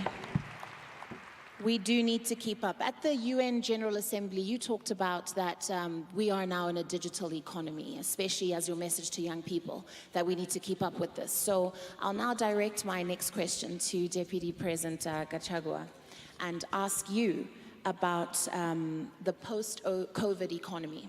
It's very easy for us to outline the negative elements of the pandemic, right? The weaknesses and the threats, if we were to look at this as a marketing SWOT analysis. But let's look at the opportunities and the strengths that we can look at. It's a similar question to the one that His Excellency Kagame has just answered, but to lead on to that, in post-COVID, to cleverly position ourselves and not be victims of anything and not say we've been left behind or that we've lost 2.5 years. But let's talk about that. You're in a country where your youth have done wonderful things for you. You're on the cusp of change. You're about to take over for the next couple of years. What more can we do to look at the strengths and the opportunities post-COVID? Thank you very much. Admittedly, the world economy has taken a great hit from COVID-19, but all is not lost. We have tremendous opportunities, and more so for our young people. And from where I sit, the digital economy is the way to go, and our young people are the drivers of that economy. And more than ever before, there is a great opportunity because the digital experience, the internet, the ICT interventions has removed physical barriers across the world. You don't have to come to Rwanda physically to explore opportunities. From the comfort of your one small room somewhere with a smartphone, you can do business with people thousands and thousands of kilometers away. We must explore intellectual property. And that is the way to go, more so for our young people, because in terms of assets, land, which used to be those years to be the greatest asset, especially in Africa, is no longer available. Our young people must invest in intellectual property I want to give an example. In my country, we have a taxi called Uber. The young people who own that facility don't own a single car, and they don't own an office. They have just created a system. Using that system, they are able to pull as many cars belonging to different people, connect the owners of the cars and those who want to use the cab system to go somewhere. And through the use of technology, money keeps on changing hands, and the company has grown to a very big level. I want to say that in terms of financial markets across the world, there are very many opportunities that our people across the world can continue to exploit. And as we move forward, we must also move away from the traditional way of agriculture and move away from rain-fed agriculture to irrigation because of the effects of climate change. So even as many countries are feeling the effects of the post-COVID challenges, there remains very many opportunities in the tech world, in finance, in international capital. And all we need to do is that with the advent of internet and the ICT options, we want to encourage our people across the globe to reach out. A conference like this one, a summit like this one, is a great opportunity for people to make inroads and get to know what opportunities exist outside their home countries. I'm sure, I have no doubt in my mind that before the end of this summit, some of the young people here who are suave in business matters have already made some connections and they have a new opportunity. So the real opportunity of dealing with post-COVID challenges is using technology to reach out so that we can explore new opportunities outside the traditional available opportunities that have been put down by COVID-19. And therefore, the world is big, the stage is large. All we need to do is continuously engage, and I'm sure that with that engagement, having removed the physical barriers that people don't have to meet to explore opportunities, a lot of opportunities are available to help us put the world back to where it was before COVID-19. Thank you. Thank you very much, Deputy President. I think that confirms the message that this generation resonates with, that technology helps you to work smart without necessarily having to work hard. Now we'd like to move on to Honourable Minister Mbabazi. Speaking of technology and opportunities, we have this amazing summit that this country has birthed. The question now is, after we have left and we've all flown back to our countries in a couple of days, and we wait for the next one next year, what happens in between? And how do we manage to maximize the vision and mission of this summit to truly transform the continent? Thank you very much, moderator, and welcome back home. The question you're asking is about the way forward, and I want to appreciate our leaders for being present and for the support throughout this journey, whether 10 years down the road and also 5 years of hosting Youth Connekt.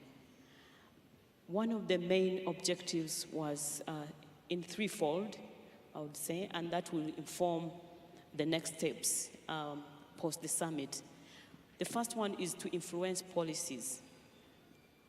What kind of policies do we have by having this platform, bringing together partners and also the youth themselves to influence policies that His Excellency, the Deputy President, was talking about, taking their rightful place. It is about policies. What kind of policies do we have in our countries? And so the policies is a major element, besides being a document that we keep in in a fold and you keep it in a shelf. It is a policy that should be implemented and put into place. And those policies are youth-friendly policies that are putting them at the forefront of the development agenda of our countries, but also having them participate fully. And having 30 countries, we follow up through the hub, the Youth Connekt Africa hub, that is hosted in Rwanda, but coordinating 30 countries. We follow up and working with them what kind of policies and learn from each other. The best policy in the Republic of Kenya can be replicated in Rwanda, or the best policy in government of Rwanda that is implementing can be implemented in Zimbabwe or Liberia or any other African country where we're implementing and beyond. The second one is programs. Also, the policies influence programs that we have. And in these programs are youth-friendly programs, especially in skilling the young people with the relevant skills that they need. Also having opportunities on entrepreneurship skills and employability skills. But above all is the dialogue, the intergenerational dialogue. We have seen, Your Excellencies, your leaders, the leaders, your colleagues, taking it up. After this meeting, when they go back, they organize intergenerational dialogue, which is a platform that bridges the leaders and the young people. And they listen from them, and they understand, and this dialogue helps them to influence the kind of policies. The third is to expand partners.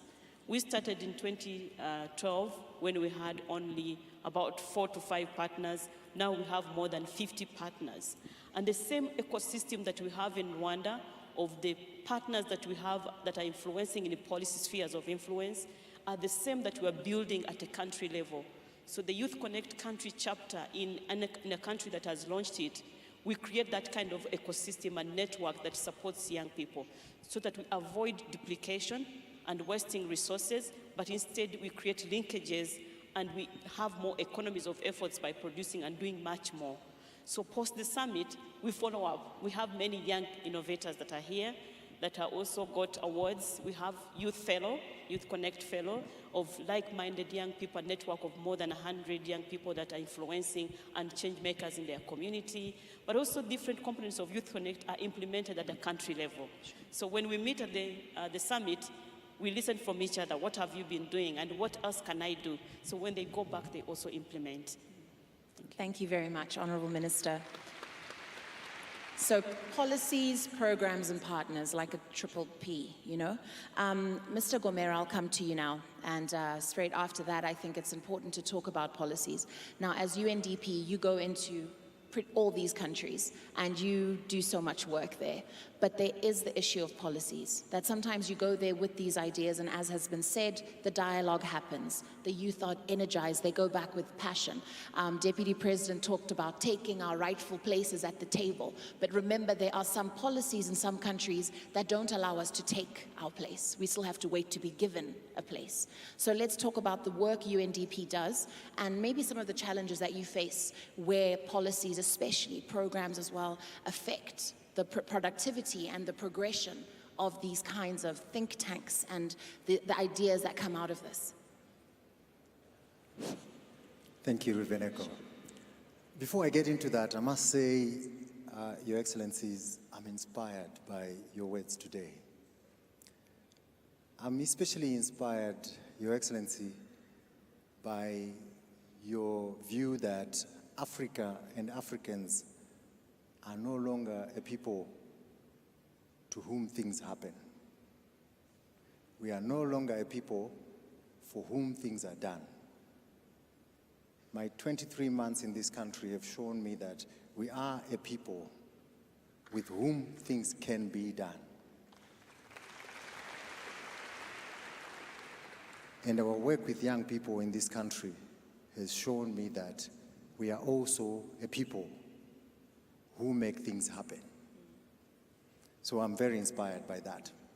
In terms of the policy work that we do, we are a partner. We ourselves are not the government of Rwanda. We are a partner to the government of Rwanda. We are a partner to the people of Rwanda.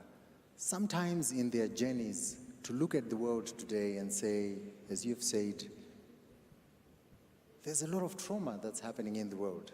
How do we make sense of it all? There's a cost of living crisis out there. there's a pandemic, there's everything. We are there to work with governments to think about how do we make sense of this, how do we deal with it, but not just thinking.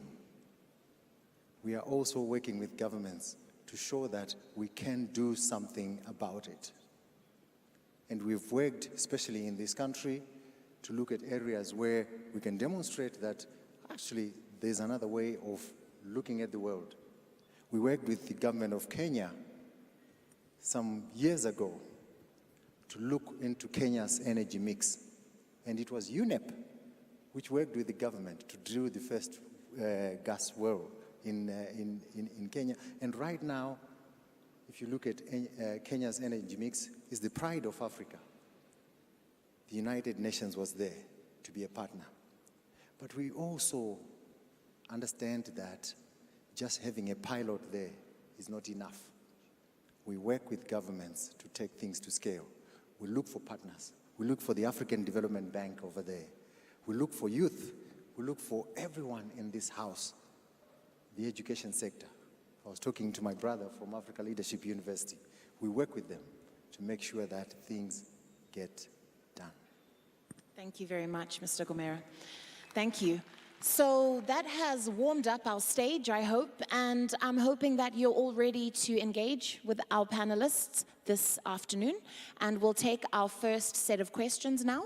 If you are ready, we are ready. I'm sure there's a roving microphone that will come to you. If you just raise your hand, and we will be able to take your question. And for the purpose of everyone, just introduce yourself, right? Where you're from, and what you represent here today. And then you can go ahead with your question. So let us open the floor. Ladies and gentlemen, comrades and friends, the floor is yours. Okay, I see a series of hands. Just want to check that our microphone is ready. Okay, we can start in this corner here. Gentleman in the white. Thank you. Thank you very much. My name is Nanaji Maiprempe from Ghana, the CEO of Grow For Me.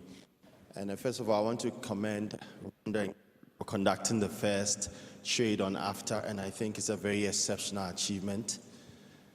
However, I'd like to ask a specific question concerning agriculture and AFTA. What are our governments doing to put agriculture at the forefront of AFTA, knowing that cross-border trade is already happening and we can see much more massive trade if agriculture becomes a critical component of AFTA? Thank you. Thank you very much.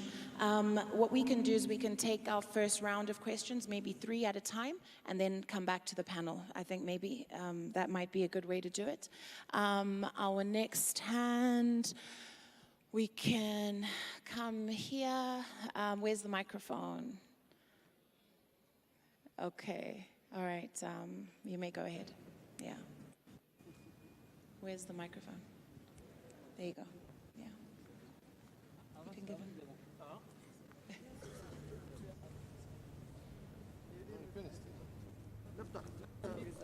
Okay. Good morning, Your Excellency. Thank you. I am Abdul Karim Abdoumadoukou. I come from a great and wonderful country in West Africa. I come from Niger.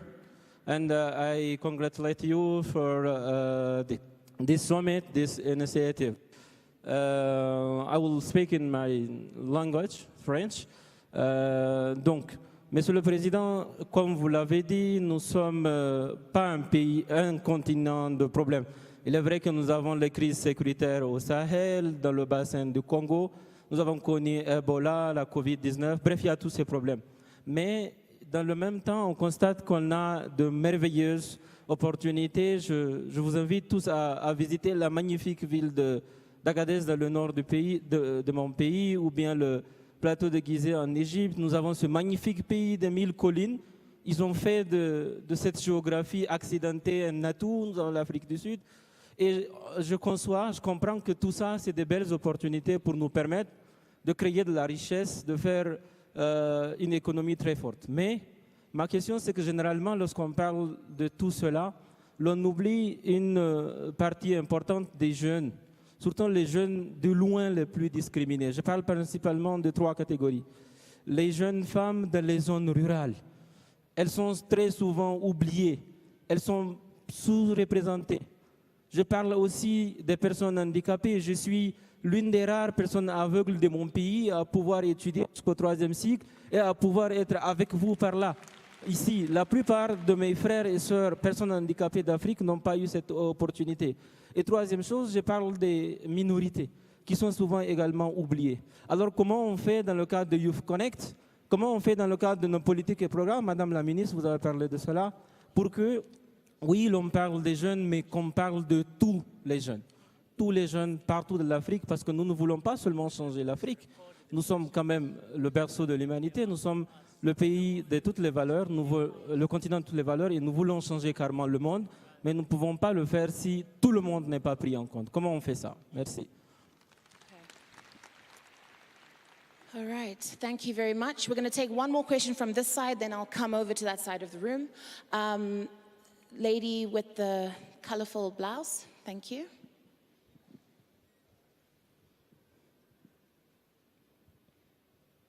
Good morning.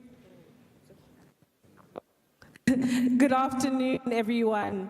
I know this is a very useful room, so I want to just do something very quick. Viva Youth, viva! Viva Youth, viva! Viva! My name is Ruth K. Kangwandlovu, and I am coming from the beautiful country called Zambia. Over 60% of Africa's population is the vibrant youth between the ages of 15 to 35. Often we've been viewed as beneficiaries and the future leaders of tomorrow, and less of stakeholders or the partners now.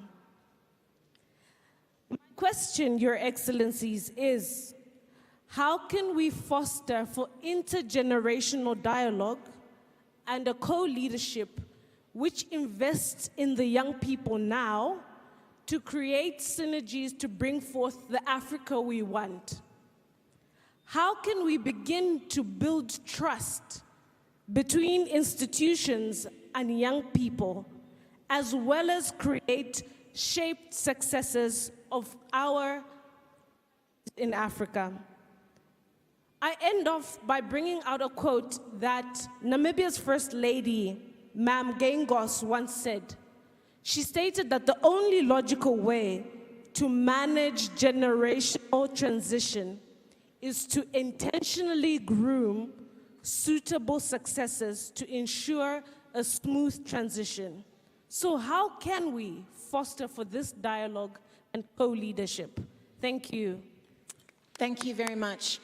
Okay, we'll close that round now and allow for our panel to respond. And I think we'll start with the first question. President Kagame, maybe you can take this one, because again, at the General Assembly, on this issue of agriculture that was asked by the gentleman, you talked about preventing cross-border taxes, for example, you know, and when you talked about the peace and stability even in the DRC. So maybe you can take on that one about agriculture and why there's so much emphasis on an agro-economy as an African state.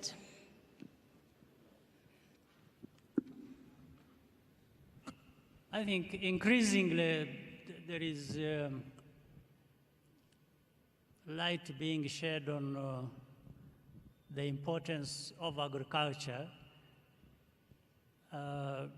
which in the past had been ignored, but for reasons you can't easily understand, because whatever we are doing here, whatever we are saying,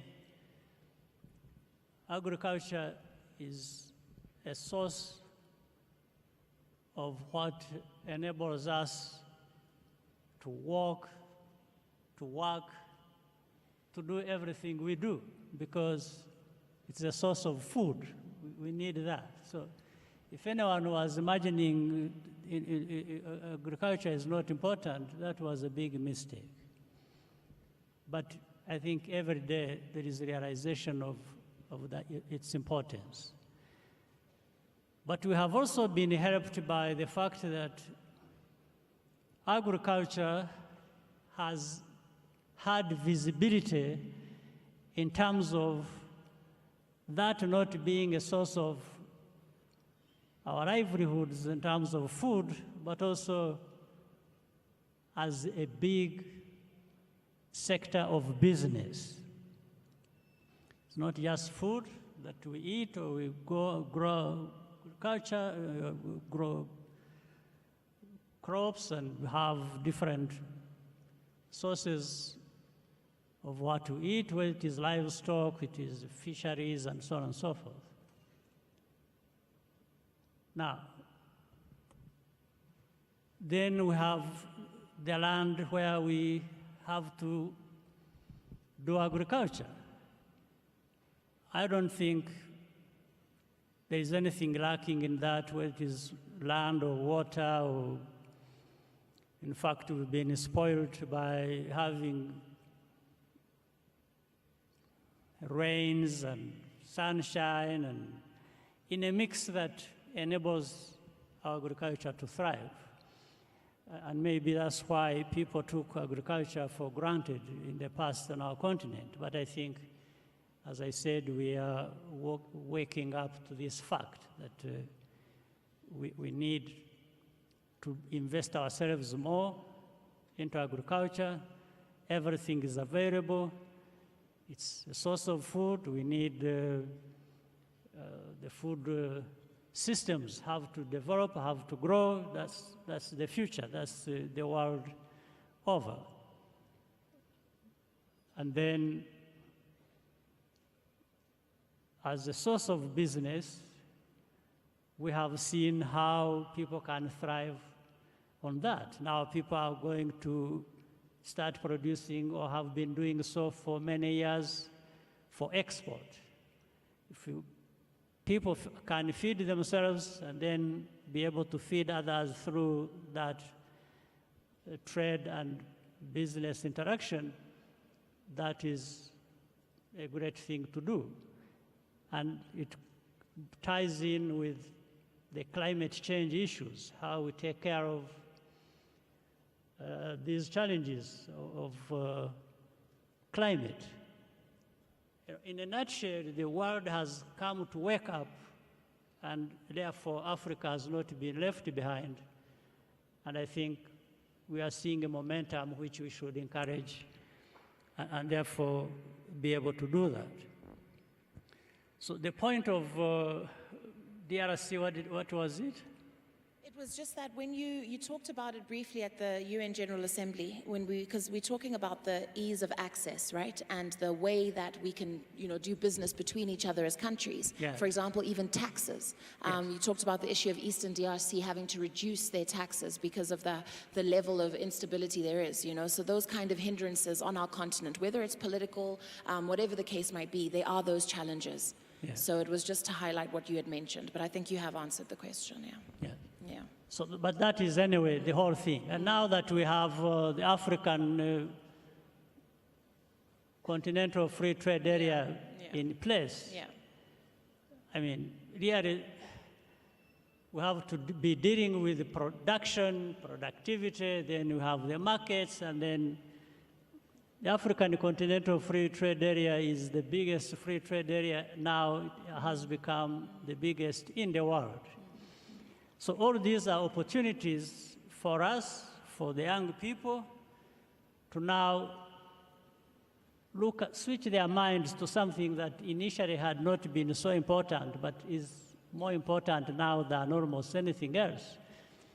And that is agriculture, and now the market through which we can do any trade that is linking with agriculture or anything else, is there for us to benefit from. Sure.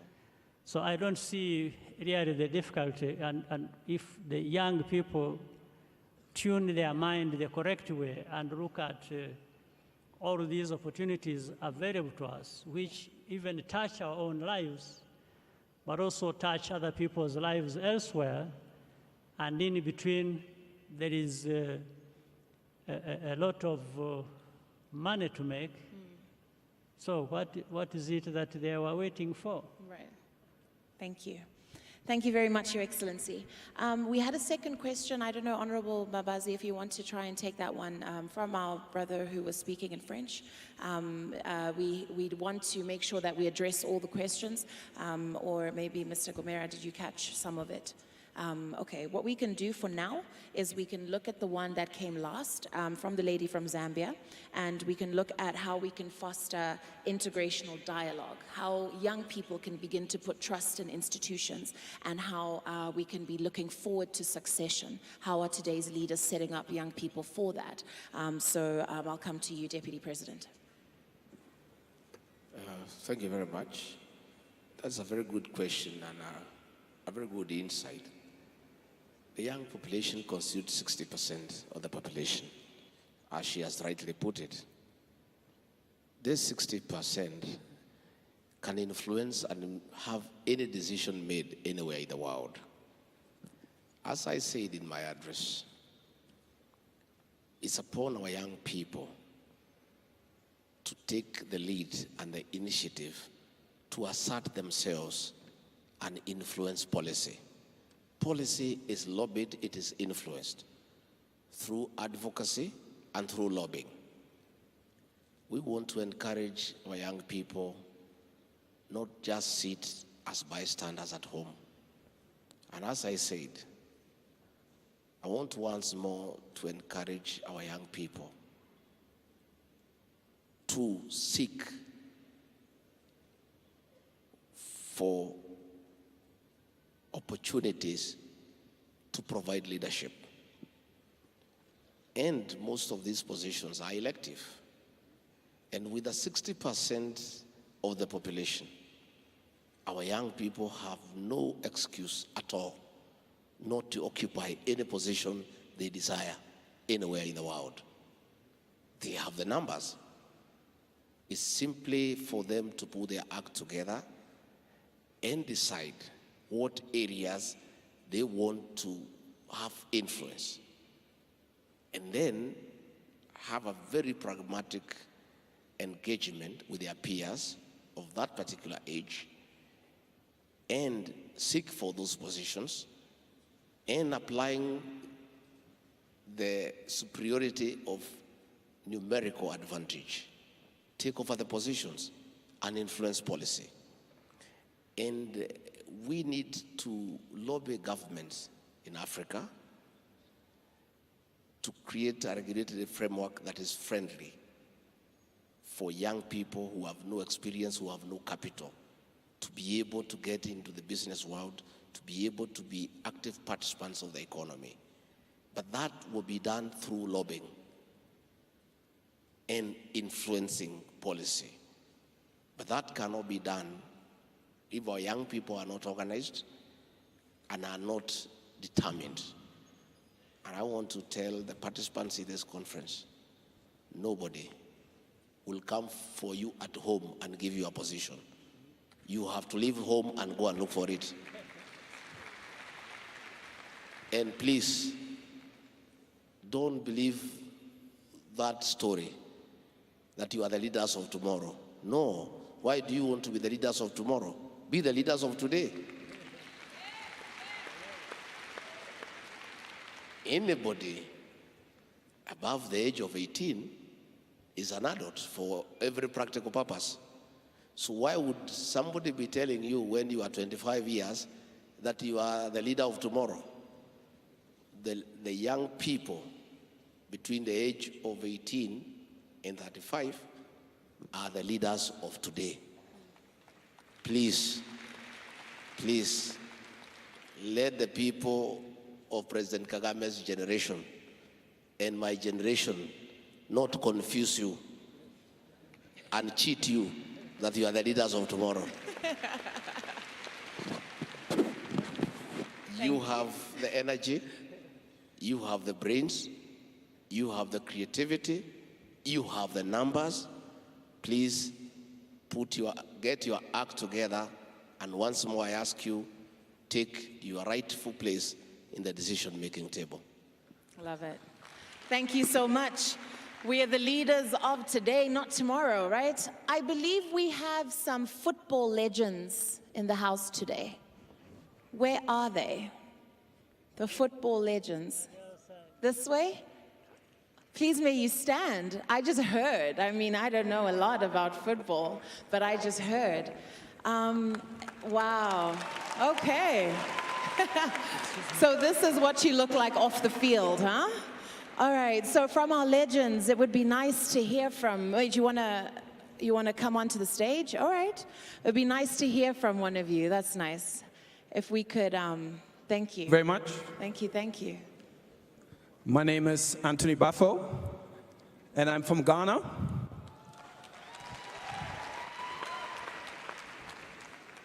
His Excellency, the President of Rwanda, His Excellency, the Vice President of Kenya, Honorable Minister, Representative of the UN, dear youth, Youth Connekt, can I hear you?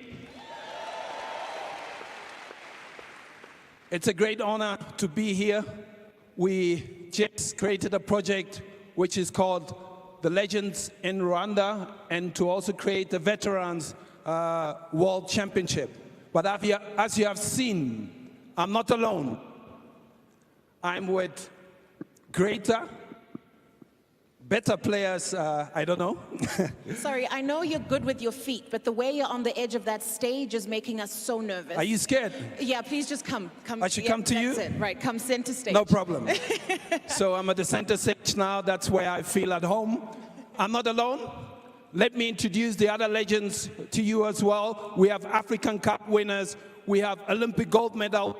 We have a world champion as well amongst us. And let me start with him, Lilian Thuram from France. Wow. And then we have Kalilou Fadiga from Senegal.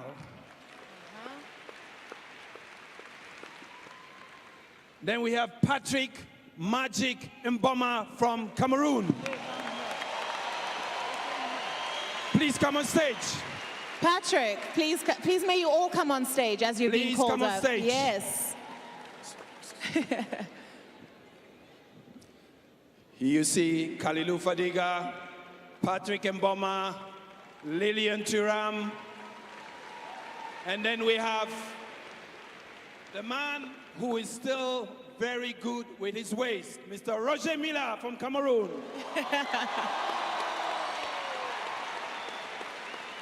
Wow. And then we have a young gentleman. I'm not really happy with him because in 2003, he won against Ghana and they qualified for the African Cup 2004 in Tunisia. Jimmy Kadete.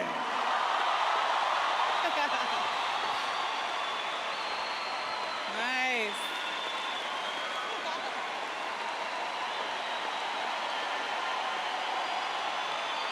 Wow.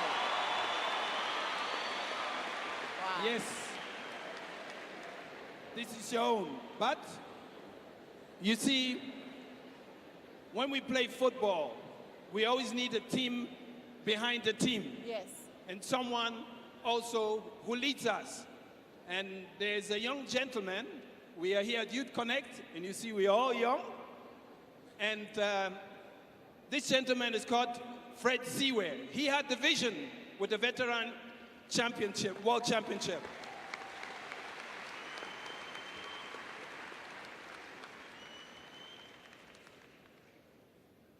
His Excellency, on behalf of the legends, we want to thank you for receiving us in this wonderful, beautiful country of Rwanda, who is also has been now like the open gate to Africa. We are very happy to share our experience with you, the youth here, and we don't want you to give up. If somebody rejects you, go and knock again on his door. If you see all of us standing here, we also came from somewhere. Some didn't even believe that we are going to make our careers. But now we are here, and we have made our careers. We want to encourage you, the youth, to never give up the fight.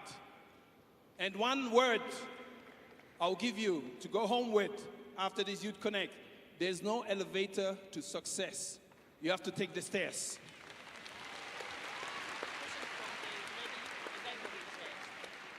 Thank you, Youth Connect.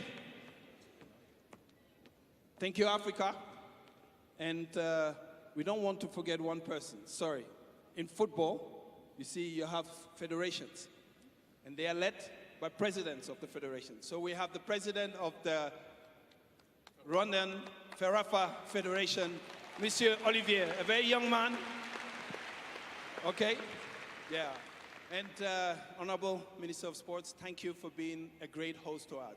Also, former sports lady, thank you. Thank you to our football legends. Give them a round of applause. Thank you so much. So I'm sure you can see how the young people respond to sport, and you should have seen them earlier about how they respond to music. Just listen to this. Let me see you. Whoa-lo-lo-lo. Boog, boogow. Thank you very much. You may take your seats. It's a pleasure and it's an honor. Thank you for joining us here today. There are very few things that bring us together sometimes when we're surrounded by differences, and football definitely is one of them, and of course music. So thank you very much for that interlude. And now we're going to continue with our question and answer session, and we're going to take our last round of questions so that we can close off our session this morning. So I'm going to come to the other side of the room that I haven't visited. We can start on this side, okay? Yes, the lady here in the brown dress. Can we get the microphone here, please? And then the gentleman in the front, please. And then, this is so difficult. This is my worst part. I'm looking for a lady now because we heard so much from the men. The lady there in the, yeah, thank you. All right, so in that order, please go ahead with your questions. Thank you. Thank you so much for giving the floor. His Excellency, the President of Rwanda, honorable guests, honorable, it's not work. I would like to start with thanking you very much from the deepest heart for the very inspiring speeches that you have given. My name is Tsik. I am from Madagascar, and Tsik is a word that means smile. Because we in Madagascar, we love happiness.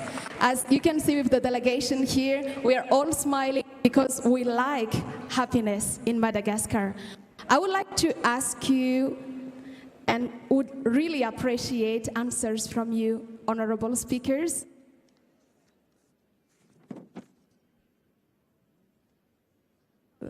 It's not working. Very sorry. Thank you so much for your assistance. I would like to ask 3 questions. Very short questions, but very clear too. The first thing that I have remarked in all the speeches, all the things that people have said, that there is a very big optimism and positive thing in all the speakers when they are taking the floor. And I would like to ask you, how did you insert that in the identity of the population? How can we also have that optimism, that positive mind? If you could share with us some keys, we would really appreciate. The second thing is His Excellency, the President. You have always talked about discipline. How? Please, if you don't mind sharing with us, how could you manage setting up discipline in Rwanda? That's one thing, but also keeping it. What's the secret? And last, I would really appreciate too if you could answer, for us youth, we have the strength, we have dynamism, we have zeal, we have many things, but people usually say that youth lack of experience. So is there a shortcut to get experience very quickly for the generations that have already reached experience? Thank you so much indeed. Thank you very much. Our second hand was the gentleman in the blue suit up front here with the bow tie.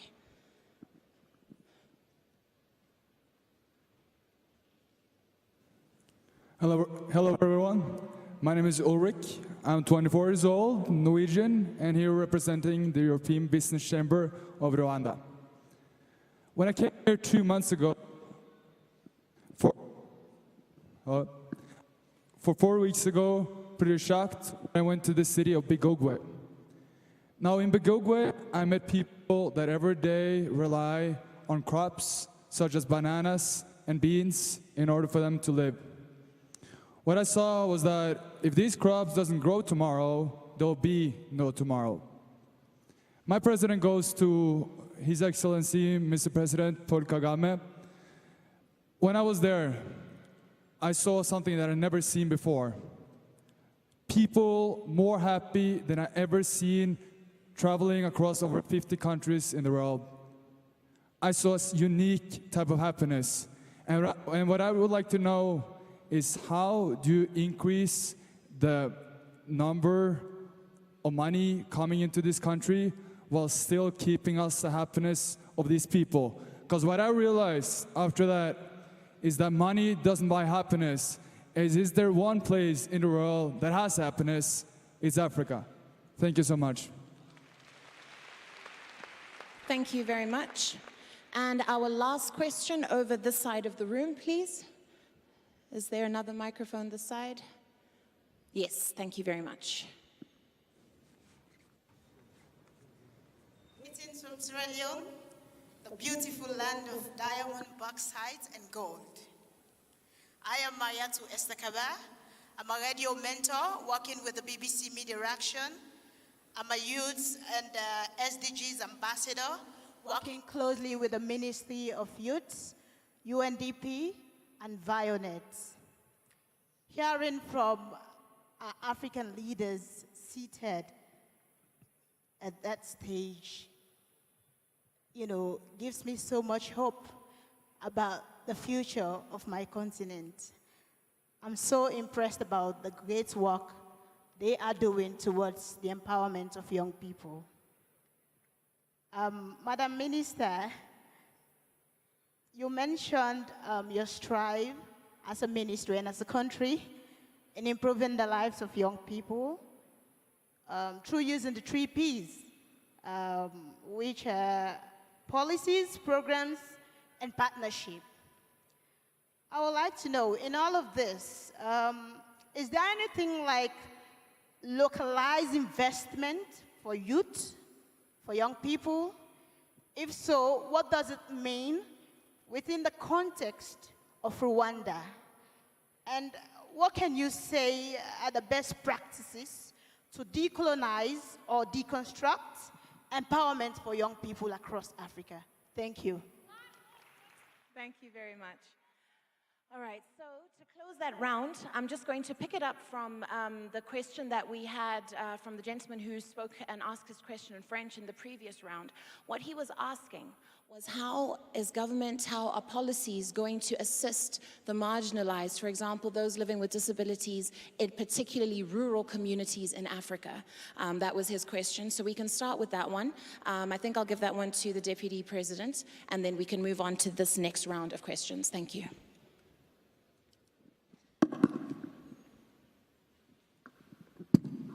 Thank you very much. The question of marginalized groups and communities is a challenge across the world. And it all depends on the attitude of the leadership of one society or another. In my home country, Kenya, we have a deliberate policy on people living with disabilities. We have made procurement laws of access to business and put aside 30% of all businesses that are procured in Kenya for the youth, women, and people living with disability. So anytime there is a tender, 30% of business is set aside for youth, women, and people living with a disability. And that has been a very successful empowerment program for those particular groups that have been marginalized there before.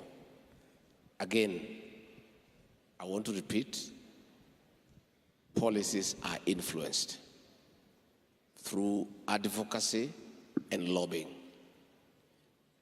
Where in your country there is marginalization, say for example, of people living with disabilities, our young people who have taken over the digital space shout about it, raise the issues, continuously lobby to influence governments to create laws and regulations that creates an equitable and just society where all people, irrespective of the various challenges they may be having, are treated equally like other people in that particular country. So I think that is something that we ask you as young people, because of your unique advantage in controlling the digital space, is a very serious tool of influence. Use it positively and effectively to fight for equity and justice for all human beings. Thank you. Thank you very much, Deputy President. Your Excellency, President Kagame, a number of the questions were targeted at you. So we'll start with the first one from Tsikitsik from Madagascar, the smiling lady. And I'll speak to it in parts because she asked 3 different questions. So I think I can go with it, go through it with you. But the first one is really more of an inspirational one, right? She says that you all stand up here and you speak so positively, so optimistically. Where does that light come from? And I think this is really about mindset, right? And how much young people also need inspiration above anything. And then the second part was about discipline, right? In particular, yourself as a leader, what is the secret? How have you managed to instill discipline? And then the third is the youth's lack of experience a hindrance? Is that our Achilles heel? How do we still get a seat at the table? Wow, this is a very loaded question, but Yes. At a personal level, it isn't so much that few things one could accept to take credit for, but many more things seem to happen by luck. But I'm not asking anybody to pursue luck. Sometimes luck also pursues people who are doing things that, and then they are lucky. But given my background, with so much I have gone through at a personal level from the time I was young, maybe from 20 years of age, some of the things shape you. They shape your thinking. But there is a saying which was not coined by me, but by many other people, of saying to walk the talk. What is walking the talk? Walking the talk, I think people are saying, do or practice what you say. So people have to make a choice. We get to hear from people, we learn, we read books, we do all kinds of things. There's a lot of learning through that. In you as a person, you may decide, you make a choice. What person do you want to be? What society do you want to be part of? And you make a choice how you play part in that. You must play part in what you become. You must play part in what the environment around you becomes even if you make a small contribution, that will be fine. But you must shape something about you, about your environment. So these are the choices you make, I guess, at every level, every person makes that choice. Or you fail to make that choice, and of course with the consequences. Things happen to you personally when you've made the wrong choice, or when you have made no choice at all, and just sit back and wait for things to impact you. So the question, therefore, the complex of the question she was asking is both, I think, put it at a personal level, but also at a societal level. And so once you've made that choice personally, and that can apply to anyone and everyone here, then how do you interact with the environment to the point that you learn from what impacts you, but you also learn to impact your environment. So there is an interaction. And so the discipline I was talking about, therefore, originates from that kind of thinking, being conscious of your choices and what you want to be, and also the choice of the society that you want to become part of. So that has to do with discipline. There is that discipline of mind of going through this process of making the choices, how you are impacted, what you want to be, but also, and that's how it leads to what the Deputy President repeated so many times, and it is actually very important. It's how do you step forward and not wait for, that's how people wait for handouts. If you wait for a handout, then that's, in the end, that's what you become. But if you step out and go and do things and ask and insist and, so if you go into politics, like they're saying, from 18 to 25, you are through a process of making a choice, personal, but also beyond you. It's the environment where you are, and that's how people become MPs, members of parliament. And I'm singling this out to say, again, to answer the question of experience. Experience means a broad range of things. Experience in what? Experience is not just a question of time or age. It's also what you are doing in that time. For example, I'm older than the Deputy President, I think by far. But you may find he would do a better job, or he knows a lot more about interacting with, say, society, because he became an MP, a member of parliament. A member of parliament deals with the people on a daily basis. For so many reasons, you get to understand what their needs are, then later on you want to go back for their votes, and that explains, therefore, what has been happening between you and them. That is a rich experience you get over time in that particular job that I may not have even when I'm older, because I've never become a member of parliament myself.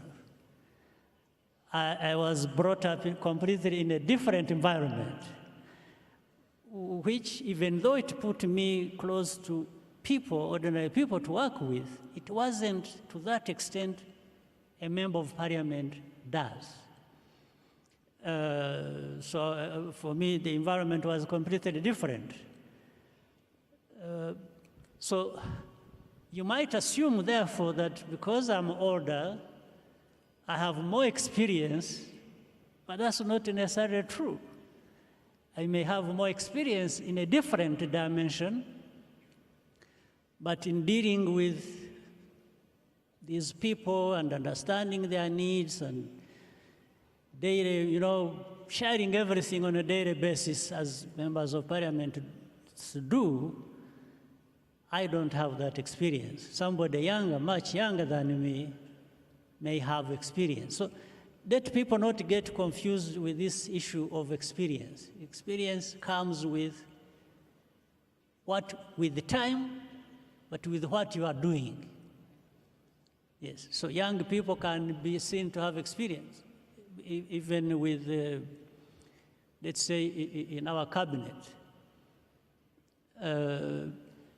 And experience background shouldn't be a hindrance. For me, I was thrust into government. I didn't know anything about government. And it was like being thrown in a swimming pool when you don't know how to swim, and you've got, to learn very fast so that you save your life. So that's the kind of thing. But that is showing you that experience should not be an impediment. It shouldn't be.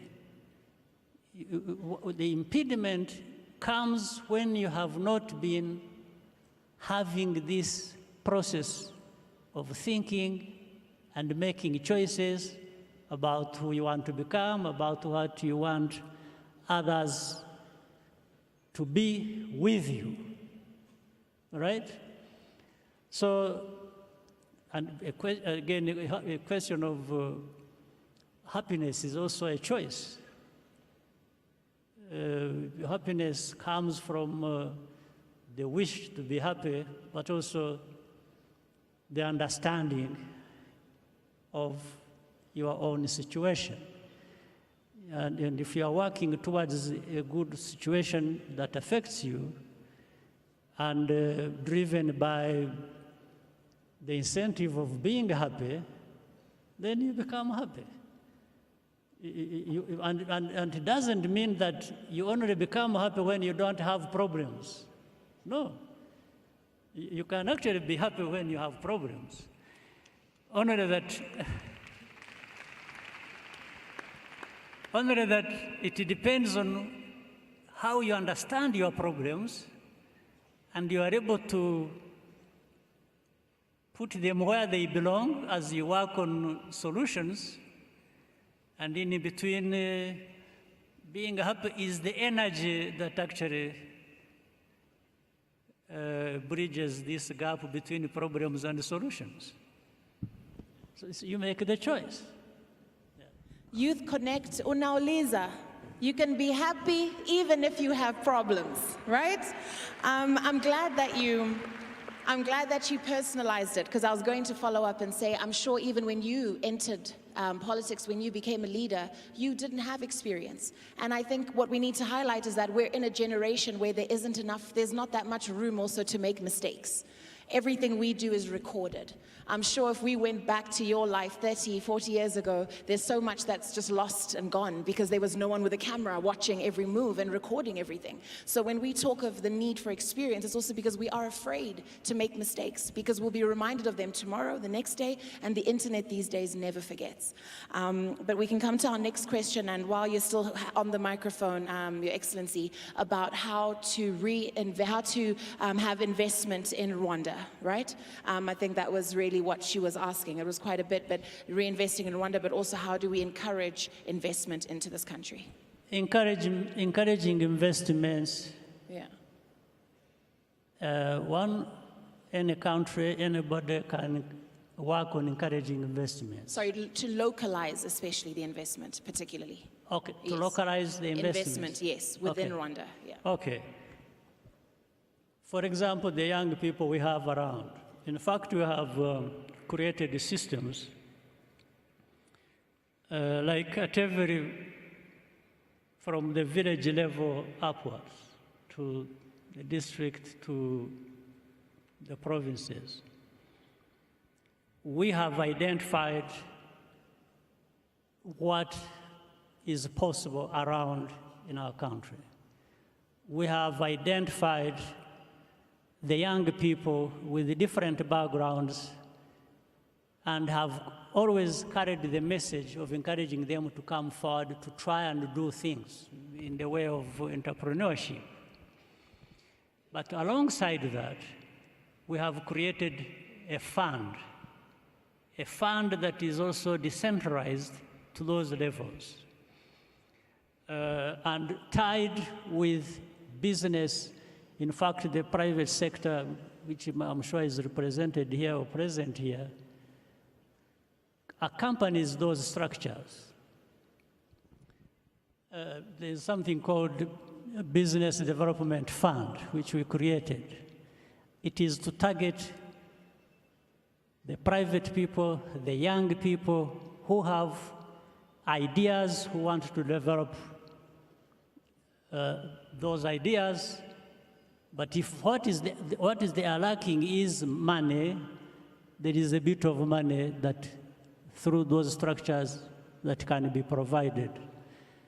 At the same time, the private sector accompanies them because maybe somebody has a business idea up to a point. So in the system, there are people who accompany these new entrants into business or who have business ideas to develop them beyond maybe what they thought they should be able to reach. So that is how, therefore, one, business development takes place. Secondly, the investments, the map, the whole map is clear to everyone. And not only do we encourage the local people to make those investments, it is later on what forms the foundation that attracts the foreign investments. Thank you very much. Okay, so now we're going to have our closing remarks, and then after that, I'm going to do something which I'm sure we will all appreciate. But I'll start with you, Max, if that's okay, and get you to give your closing remarks. And also, I guess you can also speak to the comments from the gentleman with the 24-year-old gentleman, and also just give a summary of the questions that have come today, and also just going forward, and your position as UNDP, and you can give us your parting shot. Thanks. Thank you. You know, my first love affair with football started when I was watching Roger Milla mesmerize everybody at the World Cup. And since then, I have not stopped falling in love with football. What he did show us, and what the gentleman who came up to the stage showed us, was that in whatever field of apples and oranges that any one of you is playing, if you do it well, first you add to the stock of dignity for every African. Second, you add to the optimism that every African should have. Third, you're doing a good thing for yourself as a person. So you're not doing some charity. And we were told today that actually being successful, you need to go through the staircase, not the lift. And that is important. So two things that I take from the discussion today in terms of how we go up those staircases. First, we are all at the table. What we do need are young people who are asking extraordinary questions of what they see around them. The world is not the status quo.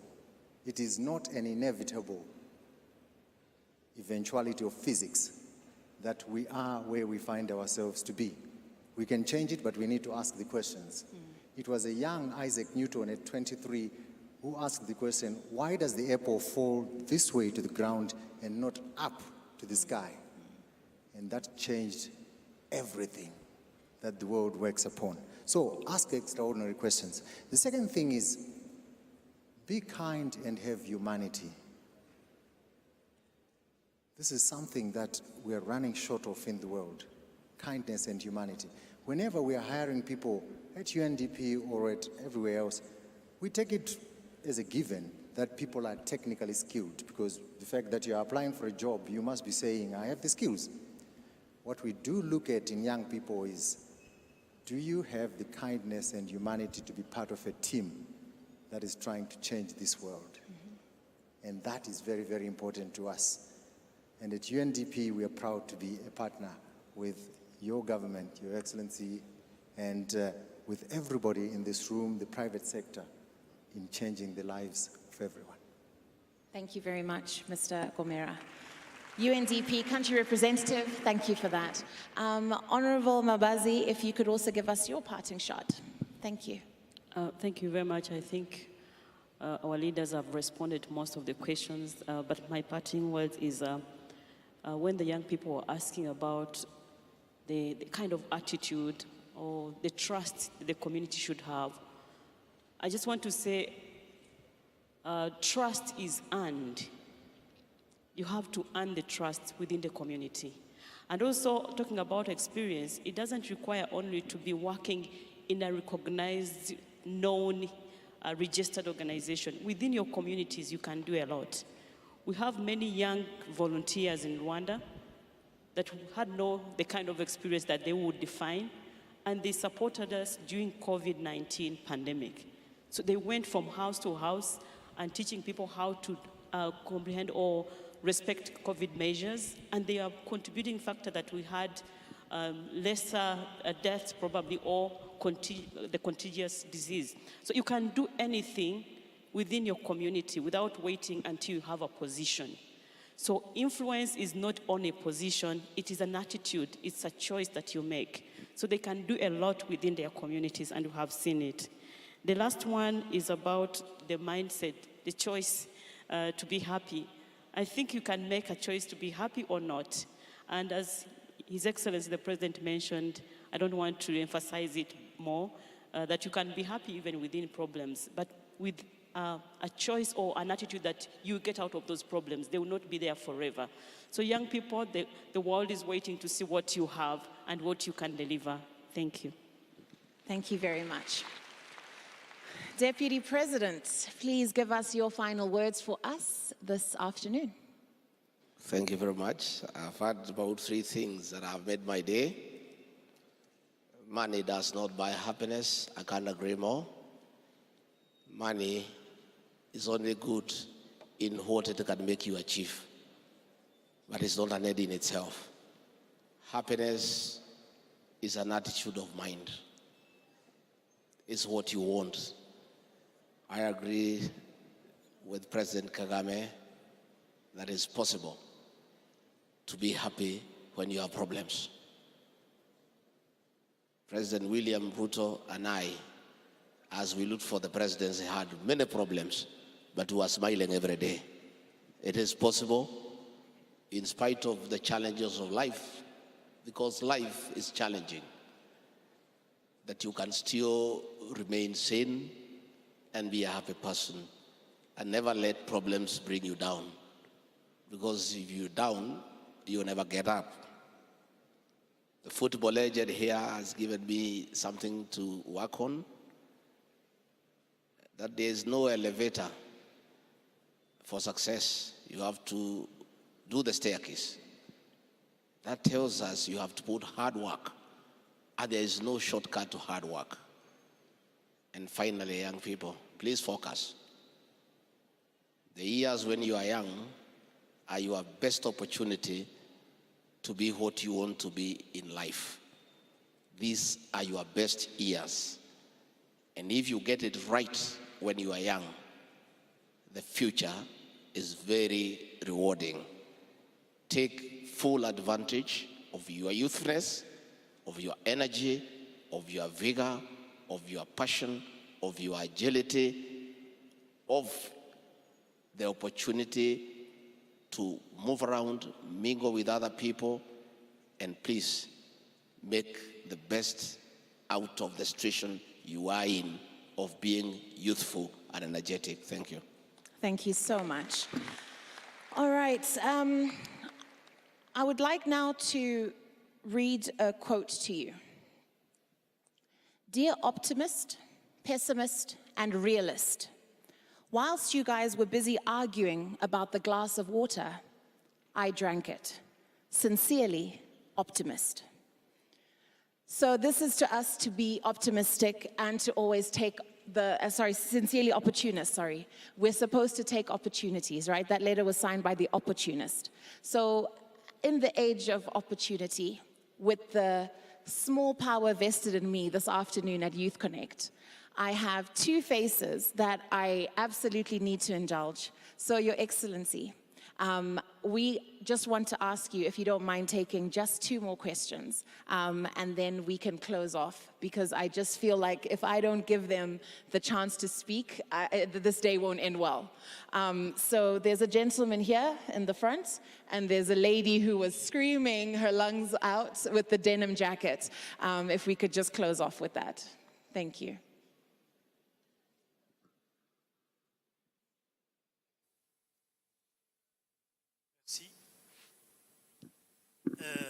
Je réponds au nom de Hamid Mohamed Azaz. Je viens de la République du Tchad. Et toute cette délégation, il y a aussi une partie qui est là-bas. Je voudrais avant tout exprimer toute ma gratitude et mon hommage à son Excellence Paul Kagame, un président qui nous inspire tous. Je m'en vais poser une question directement à lui. Parce que je suis un passionné de l'Union africaine. Je suis un passionné de l'intégration africaine, dont il est aussi l'un des moteurs, la question de l'intégration. Le Rwanda est, excusez-moi, est le berceau de la zone de libre-échange continentale, d'où j'ai effectué mes études de recherche sur la ZLECAf. Monsieur le Président, la ZLECAf est aujourd'hui le plus grand espace d'échange commercial au monde, qui regroupe un certain nombre de pays géographiquement délimités. Ma question est de savoir, s'agissant de cette opportunité que Dieu a donnée pour l'Afrique, quelle est la dividende ou bien la possibilité que la jeunesse africaine, surtout les entrepreneurs, les jeunes entrepreneurs, peuvent en tirer profit de ce libre-échange commercial dans cette zone? Ma question est adressée directement à Son Excellence, M. Paul Kagame. Merci beaucoup. I think you can get straight into that one, sir, if that's okay. Thank you. First of all, indeed, it is an opportunity that Africa has arrived at a point where countries can come together to create this vast free trade area. The next step is to make it work and work the best way it should. There are many other things that accompany such thinking of making a free trade area like that one. You must allow people to move freely as well. And that's why many African countries have been working on easing on different visa requirements or work permits or things like that, to allow the Africans to be able to move and work freely in this space. The Africans are working hard at it, and it is the right thing. So that's an opportunity, huge, huge opportunity for Africa. But all along we have been discussing the asset that the youth are to our continent. We've talked about policies that will make it easy once they have made their own choices for them develop themselves, do business, work, and so on and so forth. So for us, the only thing is to encourage that continued forward movement on the free trade area, even expand it more,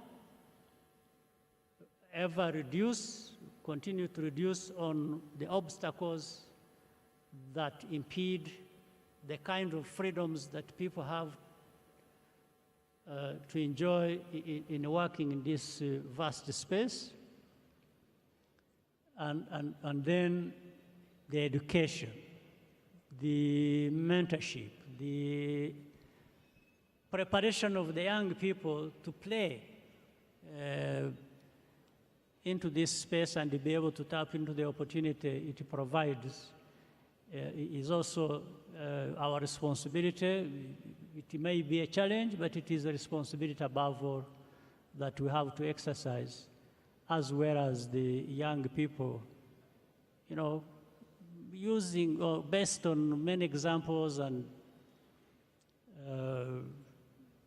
ideas that people have mentioned to us here.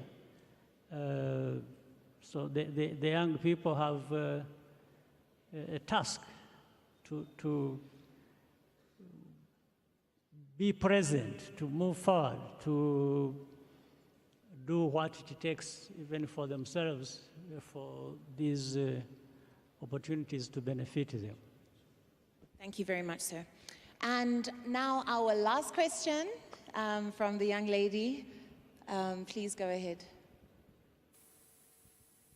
Oh, I remember you also from your dance moves earlier. Yes, I do. Please go ahead. Good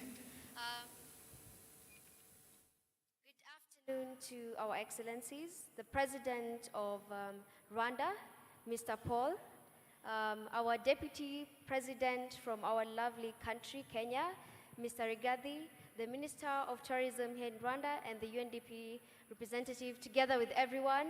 Good afternoon. Good afternoon. My name is Ramina Paulette. I am a 16-year-old climate activist and an environmentalist from Kenya. And I am an environmentalist from Kenya. Yesterday, we were invited, many youths were invited by the UNDP for the Youth Connekt Climate Summit. We even made a proposition statement for the youths towards climate action. Rwanda has become a green hub in Africa.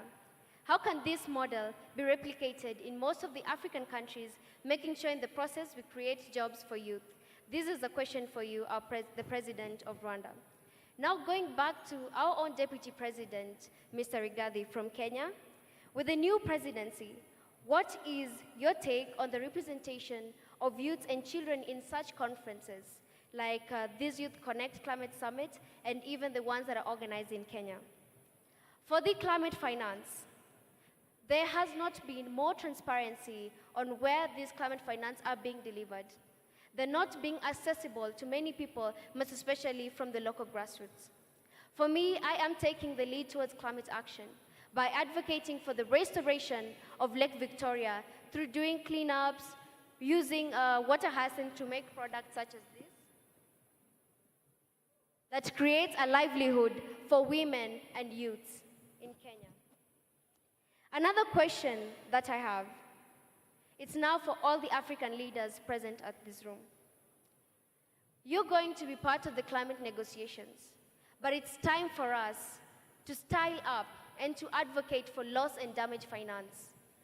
For Africans, we have been on the front line of the climate crisis. When it comes to the media, the global media, Africans are not being taken seriously. Our things that are not being covered, like we had floods in Sudan, in Sierra Leone, it's not being covered. For the negotiations, we are not being taken seriously. It's time for us to make this change. And it starts by you, because our voices can only be heard by you and not by any other person. We depend on you.